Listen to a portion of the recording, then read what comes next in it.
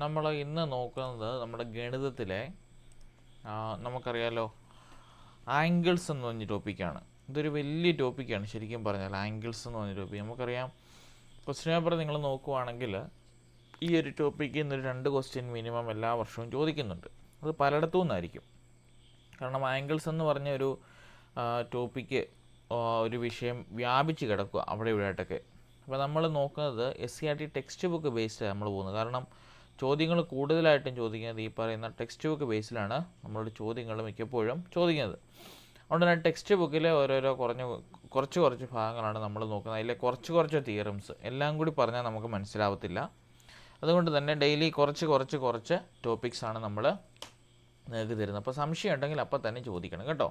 പ്രത്യേകിച്ച് ആംഗിൾസാണ്. നമ്മൾ അറിയാലോ, തിയറി അറിയാതെ ഈ ആംഗിൾസിൽ നിന്നുള്ള കണക്കുകൾ ചെയ്യുക എന്നുള്ളത് പ്രാക്ടിക്കലി ഇമ്പോസിബിളാണ്. കാരണം നമുക്ക് ചില ക്വസ്റ്റ്യൻ പേപ്പറിലൊക്കെ കണ്ടിട്ടുണ്ട്, തിരിച്ചും മറിച്ചും തിരിച്ചുമൊക്കെ ഒരു വര വേണ്ടിയിട്ട് അപ്പുറത്തെ ആംഗിൾ ഏതെന്നൊക്കെ ചോദിച്ചിട്ടുണ്ട്. അല്ലെങ്കിൽ വെർബലായിട്ടും ചോദിച്ചിട്ടുണ്ട്. ഒരു സാമാന്തരിക ത്രികോണത്തിലെ 2 വശങ്ങളുടെ കോണുകൾ തുല്യമാണെങ്കിൽ മൂന്നാമത്തെ വശത്തിൻ്റെ കോണളവ് എത്ര എന്നൊക്കെ പറഞ്ഞ് ചോദിച്ചിട്ടുണ്ട്. അല്ലെങ്കിൽ ഒരു സാമാന്തരിക ത്രികോണത്തിലെ 2 വശങ്ങളുടെ കോണുകൾ കൂട്ടി നോക്കുമ്പോൾ 52 ഡിഗ്രി കുറവാണെങ്കിൽ മൂന്നാമത്തെ കോണിൻ്റെ അളവുകൾ എത്ര എന്നൊക്കെ പറഞ്ഞ് ചോദിച്ചിട്ടുണ്ട്. ഇങ്ങനെയുള്ള കണക്കുകൾ ചെയ്യണമെങ്കിൽ വെർബലായിട്ടോ പിക്ചർ തന്നിട്ടോ തരാം. നമ്മളങ്ങനെയുള്ള ക്വസ്റ്റ്യൻസ് നമ്മൾ കണ്ടിട്ടുണ്ട്. അപ്പോൾ അത്രയും കണക്കുകൾ വരുമ്പോൾ അത് സോൾവ് ചെയ്യണമെങ്കിൽ അതിൻ്റെ പുറകിലുള്ള തിയറി മനസ്സിലാക്കണം. എങ്ങനെ അത് വന്നു, അല്ലെങ്കിൽ ചിലപ്പോൾ നമ്മൾ പ്രതീക്ഷിക്കാത്ത രീതിയിലായിരിക്കും ഒരു ഉത്തരം വരുന്നത്. അപ്പോൾ അതെങ്ങനെ വന്നെന്ന് നമ്മൾ തിയറി മനസ്സിലാക്കിയെങ്കിൽ മാത്രമേ നമുക്ക് ആ ഒരു കാര്യം ചെയ്യാനായിട്ട് പറ്റത്തുള്ളൂ. അപ്പോൾ നമ്മൾ പോകുന്നത് SCERT ടെക്സ്റ്റ് ബുക്ക് ബേസിലാണ് നമ്മൾ ഇതിൻ്റെ ആ കാര്യങ്ങൾ നമ്മൾ ചെയ്തു പോകുന്നത്. ഓക്കെ, അപ്പോൾ നമ്മൾ ഇത് തുടങ്ങുന്നതിന് മുമ്പ് ഞാൻ 2-3 ബേസിക് ആയിട്ടൊരു അണ്ടർസ്റ്റാൻഡിങ് തരാം.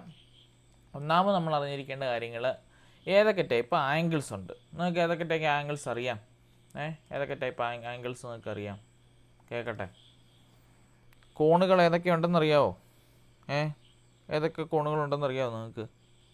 കോമൺ ആയിട്ട് എത്ര കോണുകളുണ്ടെന്നറിയാമോ? സാധാരണയായിട്ട് നമ്മൾ പറയുമ്പോൾ നമ്മൾ 5ാം ക്ലാസ് തൊട്ട് തുടങ്ങുന്ന കോണുകളുടെയൊക്കെ കാര്യങ്ങൾ, അളവെടുക്കാനും അളവ് വരയ്ക്കാനും ഒക്കെ നമുക്ക് തുടങ്ങുന്നതാണ്. അപ്പോൾ അതിൻ്റെ അകത്ത് ബേസിക്കായിട്ട് നമ്മൾ കുറച്ച് കാര്യങ്ങൾ അറിയേണ്ടതായിട്ടുണ്ട്. അതായത് എത്ര ടൈപ്പ് കോണുകളുണ്ട്. സിമ്പിളായിട്ട് ഞാൻ പറഞ്ഞു തരാം. ഇത് ഞാൻ പഠിപ്പിക്കുന്ന ഒരു കഥ രീതിയിലാണ് ഞാൻ സാധാരണ ക്ലാസ് നമ്മൾ പറഞ്ഞു കൊടുക്കുന്നത്. ആ കഥ ഇങ്ങനെയാണ്. വളരെ നിങ്ങൾ ശ്രദ്ധിച്ചാൽ നിങ്ങൾക്ക് ഐഡിയ പെട്ടെന്ന് കിട്ടും. ഓക്കെ, അപ്പം കഥ ഇങ്ങനെയാണ് തുടങ്ങുന്നത്. നമ്മുടെ കഥ നടക്കുന്ന ഒരു വീട്ടിലാണ് നടക്കുന്നത്. ആ വീട്ടിലൊരു കുഞ്ഞു കൊച്ചും ആ കൊച്ചിൻ്റെ അച്ഛനും ആ കൊച്ചിൻ്റെ വലിയച്ഛനും ഉള്ളത്. മനസ്സിലായില്ല? നമ്മുടെ കഥയിൽ ആകെ 3 കഥാപാത്രങ്ങളേ ഉള്ളൂ. ഒന്ന് ഒരു കുഞ്ഞു കൊച്ചും, രണ്ടാമത്തേത് കുഞ്ഞിൻ്റെ അച്ഛനും, മൂന്നാമത്തേത് കുഞ്ഞിൻ്റെ വലിയച്ഛനും, ഗ്രാൻഡ് ഫാദറും. അപ്പോൾ നമ്മുടെ കഥ ആരംഭിക്കുന്നതിൻ്റെ അകത്ത് നമ്മൾ പറയുന്നത് ഇതാണ്: നമ്മുടെ കുഞ്ഞിനെ കാണാൻ, നമ്മുടെ കൊച്ചു പിള്ളേരെ കാണാൻ എന്താണ്, നല്ല ക്യൂട്ടായിരിക്കും. ശരിയല്ലേ? കുഞ്ഞു പിള്ളേരെ കാണാനായിട്ട് നല്ല ക്യൂട്ടായിരിക്കും. അപ്പോൾ ആ കൊച്ചിനെ കണ്ടപ്പോൾ ഒരാൾ എടുത്തിട്ട് പറഞ്ഞു, വാട്ട് എ ക്യൂട്ട് ബേബി. കണ്ടോ? എന്താ പറഞ്ഞത്? What a cute baby. കണ്ടോ? What a cute baby. കൂട്ടി വായിച്ച എന്നായി? അക്യൂട്ട് എന്നായി. ശരിയല്ലേ? കണ്ടോ? അക്യൂട്ട് എന്ന് പറഞ്ഞാൽ നമുക്കറിയാം ന്യൂന കോണുകൾ എന്ന് പറയും. അപ്പോൾ ഓർത്തിരിക്കണം, അക്യൂട്ട് ആംഗിൾസ് ആണ് ആദ്യം നമുക്ക് നോക്കേണ്ടതായിട്ടുള്ളത്. അതായത് ന്യൂന കോണുകൾ എന്താണെന്ന് നോക്കണം. ന്യൂന കോണുകൾ നമ്മുടെ കൊച്ചിൻ്റെ പ്രായം വെച്ച് നോക്കുകയാണെങ്കിൽ എന്താണ്, കൊച്ചിന് 1 വയസ്സിൽ കഴിഞ്ഞു, വലിയ വയസ്സൊന്നും ആയിട്ടില്ല. അതായത് അക്യൂട്ട് ആംഗിൾസ് എന്ന് പറഞ്ഞാൽ 0 ഡിഗ്രിക്കും അതുപോലെ തന്നെ 90 ഡിഗ്രിക്കും ഇടയിലുള്ള കോണളവിന് പറയുന്ന പേരാണ് അക്യൂട്ട് ആംഗിൾസ്. കേട്ടോ? Acute angles. അതായത് കുഞ്ഞുങ്ങളെ ഓർത്താൽ മതി, കുഞ്ഞുങ്ങളെല്ലാം എന്തായിരിക്കും? ക്യൂട്ട് ബേബീസ് ആയിരിക്കും. അപ്പം അക്യൂട്ട് ആംഗിൾസ് അഥവാ ന്യൂന കോണുകൾ എന്തായിരിക്കും? 0 ഡിഗ്രി കൂടുതലും എന്നാൽ 90 ഡിഗ്രിയിൽ കുറവുമായിരിക്കും. കണ്ടോ? 0 ഡിഗ്രി കൂടുതലാണ് എന്നാൽ 90 ഡിഗ്രി കുറവാണ്. അതായത് 0.01 ഡിഗ്രി തൊട്ട് 89.9 ഡിഗ്രി വരെ എന്ത് വരാം? ഇതിൻ്റെ റേഞ്ച് വരാം. ഓർത്തിരിക്കണം, അക്യൂട്ട് ആംഗിൾസ് എന്ന് പറഞ്ഞാൽ എന്താണ്? 0 ഡിഗ്രി കൂടുതലും അതുപോലെ തന്നെ 90 ഡിഗ്രി കുറവായിരിക്കും. മലയാളത്തിൽ പറഞ്ഞാൽ ന്യൂന കോണുകൾ. കേട്ടോ? ന്യൂന കോണുകൾ എന്നാണ് മലയാളത്തിൽ അക്യൂട്ട് ആംഗിളിനെ പറയുന്നത്. അത് 0 ഡിഗ്രി കൂടുതലും 90 ഡിഗ്രിയിൽ കുറവുമായിരിക്കും. അപ്പോൾ കൊച്ചിൻ്റെ കഥ കഴിഞ്ഞു. കേട്ടോ? കുഞ്ഞുങ്ങളെപ്പോഴും അക്യൂട്ടായിരിക്കും. സോ എ ക്യൂട്ട് ബേബി എന്ന് പറയും. 0 ഡിഗ്രി കൂടുതൽ 90 ഡിഗ്രി കുറവാണ്. ഓക്കെ, അത് മനസ്സിലായെന്ന് വിചാരിക്കുന്നു. ഇനി രണ്ടാമത്തെ നമ്മുടെ കഥാപാത്രം ആരാണ്? കൊച്ചിൻ്റെ അച്ഛൻ. ശരിയല്ലേ? കൊച്ചിൻ്റെ അച്ഛൻ എപ്പോഴും റൈറ്റ് പേഴ്സൺ ആയിരുന്നു. എന്ന് പറഞ്ഞാൽ അദ്ദേഹം തേച്ച് മിനിക്ക് ഷർട്ട് മാത്രം എപ്പോഴും ഇടുക, വടുവ് പോലുള്ള ഷർട്ടുകൾ മുണ്ടുകൾ മാത്രം ഉപയോഗിക്കുക, എപ്പോൾ പോയാലും എല്ലാ കാര്യങ്ങളും നേരെ മാത്രം ചെയ്യുന്ന ഒരാൾ എന്ന് പറഞ്ഞാൽ സമയത്ത് എണീക്കും, ജോലിയുണ്ട്, ജോലിക്ക് കൃത്യസമയത്ത് ഒരു 10 മിനിറ്റ് മുമ്പെങ്കിലും ചെല്ലും, എല്ലാ കാര്യങ്ങളും വളരെ റൈറ്റായിട്ട് ചെയ്യും എന്ന് പറഞ്ഞാൽ എന്താണ്? ഹീസ് എ റൈറ്റ് പേഴ്സൺ എന്ന് പറഞ്ഞാൽ അദ്ദേഹം എപ്പോഴും നേരെ തന്നെയാണ് ചെയ്യുന്നത്. അപ്പം എപ്പോഴും നേരെ തന്നെ ചെയ്യുന്ന ആൾക്കാർക്ക് നമ്മൾ എന്നാ പറയും? റൈറ്റ് ആംഗിൾ എന്ന് പറയും കേട്ടോ. റൈറ്റ് ആംഗിൾ എന്ന് പറയും. റൈറ്റ് ആംഗിൾ എപ്പോഴും എന്തായിരിക്കും? ഇറ്റ്സ് ഓൾവേസ് 90 ഡിഗ്രി കേട്ടോ. റൈറ്റ് ആംഗിൾ എപ്പോഴും എത്രയായിരിക്കും? 90 ഡിഗ്രി ആയിരിക്കും നമുക്ക് തരിക. അപ്പം ഓർത്തിരിക്കുക, 0 ഡിഗ്രി കൂടുതലും 90 ഡിഗ്രി കുറവുമായവരെ നമ്മൾ എന്ത് പറയും? അക്യൂട്ട് ആംഗിൾ എന്ന് പറയും, അഥവാ ന്യൂന കോണുകൾ എന്ന് പറയും. ഇനിയും കൃത്യം 90 ഡിഗ്രി കേട്ടോ, കൃത്യം right angle is equal to 90 degree എന്ന് പറയും. അതായത് കറക്റ്റ് 90 ഡിഗ്രി ആണെങ്കിൽ അവരെ നമ്മൾ എന്തെന്ന് പറയും? റൈറ്റ് ആംഗിൾ എന്ന് പറയും. ഇനിയും റൈറ്റ് ആംഗിൾ എപ്പോഴും ഡിനോട്ട് ചെയ്യുന്നത് എങ്ങനെയാണ്? നമ്മുടെ ഒരു സ്ക്വയറില്ലേ, സ്ക്വയറിൻ്റെ 4ആയിട്ട് കണ്ടിച്ചതിൻ്റെ ഒരു 4 ഭാഗം അല്ലെങ്കിൽ 1/4 ഭാഗത്തിൻ്റെ ഒരു ഭാഗമാണ് നമ്മളിപ്പോൾ റൈറ്റ് ആംഗിളിന് ചൂസ് ചെയ്യാനായിട്ട് കൊടുക്കുന്നത്. അപ്പോൾ ക്വസ്റ്റ്യൻ പേപ്പറിൽ എങ്ങനെയെങ്കിലും ഇപ്പം ഇങ്ങനെ ഒരു പടം വരച്ചിട്ട് ഇവിടെ ഇങ്ങനെയാണ് കൊടുത്തതെങ്കിൽ നിങ്ങൾ ആലോചിക്കണം ഇതെന്താണ്? ഇത് റൈറ്റ് ആംഗിളാണ്, അഥവാ 90 ഡിഗ്രി ആണെന്ന് ഓർത്തിരിക്കണം. ചിലപ്പോൾ ഇങ്ങനെയൊക്കെ കൊടുക്കും കേട്ടോ. ഇങ്ങനെയൊക്കെ നിങ്ങൾക്ക് കൊടുത്താൽ എപ്പോഴും നേരെ മാത്രമേ ഇരിക്കുമെന്ന് പ്രതീക്ഷിക്കരുത്. എപ്പോഴും തല തിരിച്ചോ തല മറിഞ്ഞോ മിറർ ഇമേജ് ആയിട്ടോ ഒക്കെ നമ്മളോട് ചോദിക്കാം കേട്ടോ. ഇങ്ങനെയൊക്കെ ആണെങ്കിലും എന്താണ്? ഇങ്ങനെ ഒരു സ്ക്വയറിൻ്റെ 4 ഭാഗം കണ്ടാൽ ഓർത്തിരിക്കണം അതാണ് എൻ്റെ സിമ്പല്, അത് 90 ഡിഗ്രിയാണ്. എപ്പോഴും അതൊരു റൈറ്റ് ആംഗിൾ ആണെന്നാണ് അതിൻ്റെ പറച്ചിൽ കേട്ടോ. അപ്പം ഇതിൻ്റെ ആംഗിൾ എപ്പോഴും എത്രയായിരിക്കും? 90 ഡിഗ്രി ആയിരിക്കും. അപ്പം റൈറ്റ് ആംഗിൾ എപ്പോഴും 90 ഡിഗ്രിയാണ്. അക്യൂട്ട് ആംഗിൾ ആണെങ്കിൽ 0 ഡിഗ്രി കൂടുതലായിരിക്കും, 90 ഡിഗ്രിയിൽ കുറവായിരിക്കും. റൈറ്റ് ആംഗിൾ എപ്പോഴും എന്തായിരിക്കും? 90 ഡിഗ്രി തന്നെയായിരിക്കും. ഇപ്പോൾ 2 കഥാപാത്രങ്ങൾ ഇവിടെ കഴിഞ്ഞല്ലേ. ഇനി നമ്മുടെ മൂന്നാമത്തെ കഥാപാത്രമാണ് കൊച്ചിൻ്റെ വല്യച്ഛൻ. ശരിയല്ലേ? കൊച്ചിൻ്റെ വല്യച്ഛൻ ഒരു വലിയ മനുഷ്യനായിരുന്നു. ആ വലിയ മനുഷ്യനായിട്ട് അതിനകത്തിനൊരു വലിയ വയറും ഉണ്ടായിരുന്നു. എന്താണ്? വലിയൊരു കുടവയറുണ്ടായിരുന്നു. അപ്പോൾ ഈ വല്യച്ഛന്മാർ എപ്പോഴും കിടക്കുന്നത് എങ്ങനെയാണ്? നമ്മുടെ ചാരു കസേരയിൽ ഇങ്ങനെ ചാഞ്ഞാണ് കിടക്കുന്നത് അല്ലേ. ചാരു കസേര ഇങ്ങനെ കിടക്കുന്നത്, ചാരു കസേരയിൽ അദ്ദേഹം ഇങ്ങനെ ചാഞ്ഞ് കിടക്കുമ്പോൾ അദ്ദേഹത്തിൻ്റെ വയർ എപ്പോഴും ഇങ്ങനെ പൊങ്ങി നിൽക്കും, കാരണം കുടവയറുണ്ടല്ലോ.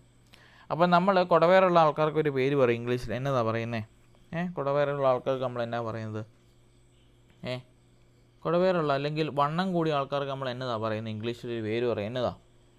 ഒബിസിറ്റ് പേഴ്സൺ എന്ന് പറയും. ശരിയല്ലേ? ഒബിസിറ്റി എന്ന് പറയും. കേട്ടിട്ടില്ലേ ആ വാക്ക്? ഒബിസിറ്റി എന്ന് പറഞ്ഞ വാക്ക് കേട്ടിട്ടില്ലേ? നമ്മൾ കുഞ്ഞുങ്ങളുടെയൊക്കെ BMI ഒക്കെ എടുക്കുന്നുണ്ടോ സ്കൂളിൽ? ബോഡി മാസ് ഇൻഡെക്സ് എന്ന് പറയും. ആ ബോഡി മാസ് ഇൻഡെക്സ് എടുക്കുമ്പോൾ നമുക്ക് കണ്ടുപിടിക്കേണ്ട ഒരെണ്ണമാണ് കുഞ്ഞുങ്ങൾക്ക് ഒബിസിറ്റി ആണോ അതോ ബിലോ വെയിറ്റ് ആണോ ഓവർ വെയിറ്റ് ആണോ അണ്ടർ വെയിറ്റ് ആണോ എന്നൊക്കെയുള്ളൊരു കോളം നമ്മൾ ഫില്ല് ചെയ്യേണ്ടത് സ്കൂളുകളിൽ നമ്മൾ ചെയ്യുന്ന. അപ്പോൾ അതിൻ്റെ അകത്തുള്ളൊരെണ്ണമാണ് ഒബിസിറ്റി, അഥവാ ഇത് വണ്ണം കൂടുതൽ, അമിതവണ്ണം. അപ്പോൾ നമ്മുടെ കൊച്ചിൻ്റെ വലിയച്ഛൻ എപ്പോഴും കസേരയിൽ കിടക്കുമ്പോൾ വണ്ണം കൂടുതലായതുകൊണ്ട് തന്നെ കുടവയർ വളരെ വീർത്തിരിക്കുന്നതുകൊണ്ട് തന്നെ കുടവയർ ഇങ്ങനെ പൊന്തി നിൽക്കും. അപ്പോൾ അദ്ദേഹത്തിന് നമ്മൾ വിളിക്കുന്ന പേരാണ് ഹീസ് എ ഒബിസിറ്റ് പേഴ്സൺ. അപ്പോൾ നമ്മൾ ഇംഗ്ലീഷിൽ പറയുമ്പോഴോ ഒബ്സ്റ്റ്യൂട്ട് ആംഗിൾ. എന്താണ്? OBTUSE, ഒബ്സ്റ്റ്യൂട്ട് ആംഗിൾ. അതായത് ബൃഹത് കോൺ എന്ന് പറയും. മുമ്പേ കണ്ടത് ന്യൂനകോൺ, അത് 90 ഡിഗ്രി കുറവും 0 ഡിഗ്രിയിൽ കൂടുതലുമായിരുന്നു. ഇത് ഒബ്സ്റ്റ്യൂട്ട് ആംഗിൾ അഥവാ ബൃഹത് കോൺ. ബൃഹത് കോണിൻ്റെ പ്രത്യേകത എന്താണ്? 90 ഡിഗ്രിയിൽ കൂടുതലും അതുപോലെ തന്നെ 180 ഡിഗ്രിയിൽ കുറവുമായിരിക്കും ആര്? ഒബ്സ്റ്റ്യൂട്ട് ആംഗിൾ അഥവാ ഇത് ബൃഹത് കോൺ. അപ്പം 3 ആംഗിൾ നമ്മൾ പഠിച്ചു. ഒന്ന് അക്യൂട്ട് ആംഗിൾ, അതായത് നമ്മുടെ ന്യൂനകോൺ 0 ഡിഗ്രി കൂടുതലും അതുപോലെ തന്നെ 190 ഡിഗ്രിയിൽ കുറവായിരിക്കും. രണ്ടാമത് പഠിച്ചത് റൈറ്റ് ആംഗിൾ, അതെന്താണ്? കൃത്യം 90 ഡിഗ്രി ആയിരിക്കും. മൂന്നാമത് പഠിച്ചത് ഒബ്സ്റ്റ്യൂട്ട് ആംഗിൾ, അതായത് ബൃഹത് കോൺ 90 ഡിഗ്രി കൂടുതലും 180 ഡിഗ്രിയിൽ കുറവുമായിരിക്കും.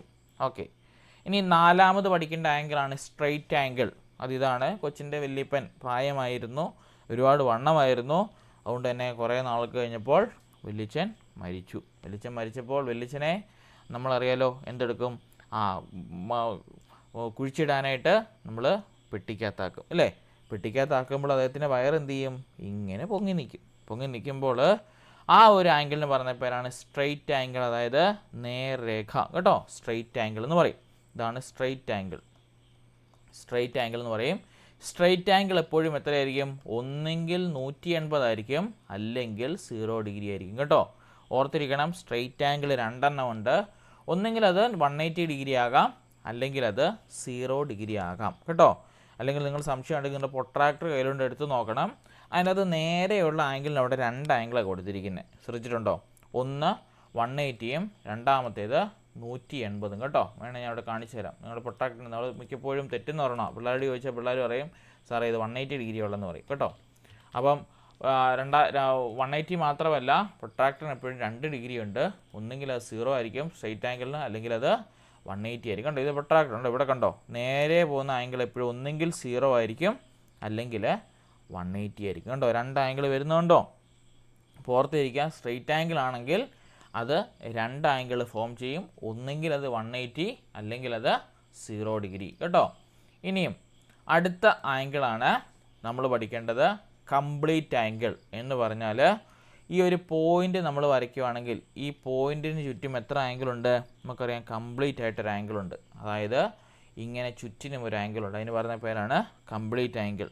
കംപ്ലീറ്റ് ആംഗിൾ എപ്പോഴും 360 ഡിഗ്രി ആയിരിക്കും കേട്ടോ. അതായത് 2 പ്രൊട്രാക്ടർ തിരിച്ചും മറിച്ചും വെച്ചാൽ, നമുക്കറിയില്ല ഒരു പ്രൊട്രാക്ടർ ഇങ്ങനെ വെച്ചാൽ ഇങ്ങനെ ഇരിക്കും, അതിനെ തിരിച്ച് വെച്ചാൽ ഇങ്ങനെ ഇരിക്കും അല്ലേ. അപ്പോൾ കംപ്ലീറ്റ് ആയിട്ട് വരുമ്പോൾ ഇവിടെ ഒരു 180 കിട്ടും, ഇവിടെ ഒരു 180 കിട്ടും. രണ്ടും കൂടി നമുക്ക് എത്ര കിട്ടും? ഈ ഒരു പോയിന്റിൽ 360 ഡിഗ്രി ആയിരിക്കും രണ്ടും കൂടി കിട്ടുന്നത്. അപ്പം ഒരു പോയിന്റിലുള്ള ആംഗിൾ എത്രയാണ്? 360 ഡിഗ്രി ആയിരിക്കും. ക്ലിയർ അല്ലേ? ഇത്രയും കാര്യങ്ങൾ 4 ആംഗിൾസ് പഠിച്ചില്ലേ? 1 അക്യൂട്ട് ആംഗിൾ, 2 റൈറ്റ് ആംഗിൾ, 3 ഒബ്സ്റ്യൂട്ട് angle, 4 straight angle, 5 point angle. കിട്ടിയല്ലേ? കറക്റ്റ് അല്ലേ? കിട്ടിയില്ലേ? അക്യൂട്ട് ആംഗിൾ ആണെങ്കിൽ 0 ഡിഗ്രി കൂടുതലും 90 ഡിഗ്രിയിൽ കുറവായിരിക്കും. റൈറ്റ് ആംഗിൾ ആണെങ്കിൽ കറക്റ്റ് 90 ഡിഗ്രി ആയിരിക്കും. അതുപോലെ തന്നെ ഒബ്സ്റ്യൂട്ട് ആംഗിൾ, അതായത് ബൃഹത് കോഡ് ആണെങ്കിൽ 90 ഡിഗ്രി കൂടുതലും പക്ഷേ 180 ഡിഗ്രിയിൽ കുറവായിരിക്കും. അടുത്തത് സ്ട്രെയിറ്റ് ആംഗിൾ ആണെങ്കിൽ 180 ഡിഗ്രി അല്ലെങ്കിൽ 0 ഡിഗ്രി ആയിരിക്കും. അടുത്തത് പോയിൻ്റ്, ഒരു പോയിൻ്റ് വരച്ചാൽ അതിന് ചുറ്റുമുള്ള ആംഗിൾ എത്രയായിരിക്കും? അല്ലെങ്കിൽ കംപ്ലീറ്റ് ആംഗിൾ എത്രയായിരിക്കും? പൂർണ്ണ ആംഗിൾ എത്രയായിരിക്കും? 360 ഡിഗ്രി ആയിരിക്കും. മനസ്സിലായില്ലേ? ക്ലിയർ അല്ലേ? ക്ലിയർ അല്ലേ? ഡൗട്ടുണ്ടോ? ഇല്ല. ഓക്കെ. അപ്പോൾ ഇത്രയായിട്ടുള്ള ബേസിക് ആയിട്ടുള്ള അണ്ടർസ്റ്റാൻഡിങ് നമുക്ക് ഉണ്ടായിരിക്കണം. ഇനിയും അടുത്ത ഉണ്ടാവേണ്ടതാണ് പാരലൽ ലൈനും പെർപെൻഡിക്കുലർ ലൈനും, അതായത് സമാന്തര വരകളും അതുപോലെ തന്നെ നമ്മുടെ പെർപെൻഡിക്കുലർ ലൈനും. എന്താണ് സമാന്തര വരകൾ എന്ന് പറഞ്ഞാൽ? നമുക്കറിയാം നമ്മുടെ റെയിൽവേ പാളം നോക്കേണ്ടതാണ് അല്ലേ.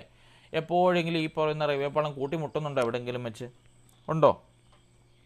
ഇല്ല അല്ലേ. എപ്പോഴും ഈ 2 പാലങ്ങൾ തമ്മിലുള്ള അകലം എപ്പോഴും തുല്യമായിരിക്കും. അങ്ങനെ 2 വരകൾ തമ്മിലുള്ള അകലം തുല്യമാണെങ്കിൽ അവർക്ക് പറയുന്ന പേരാണ് എന്ത്? പാരലൽ ലൈൻസ്, അതായത് സമാന്തര വരകളെന്ന് നമ്മൾ പറയും.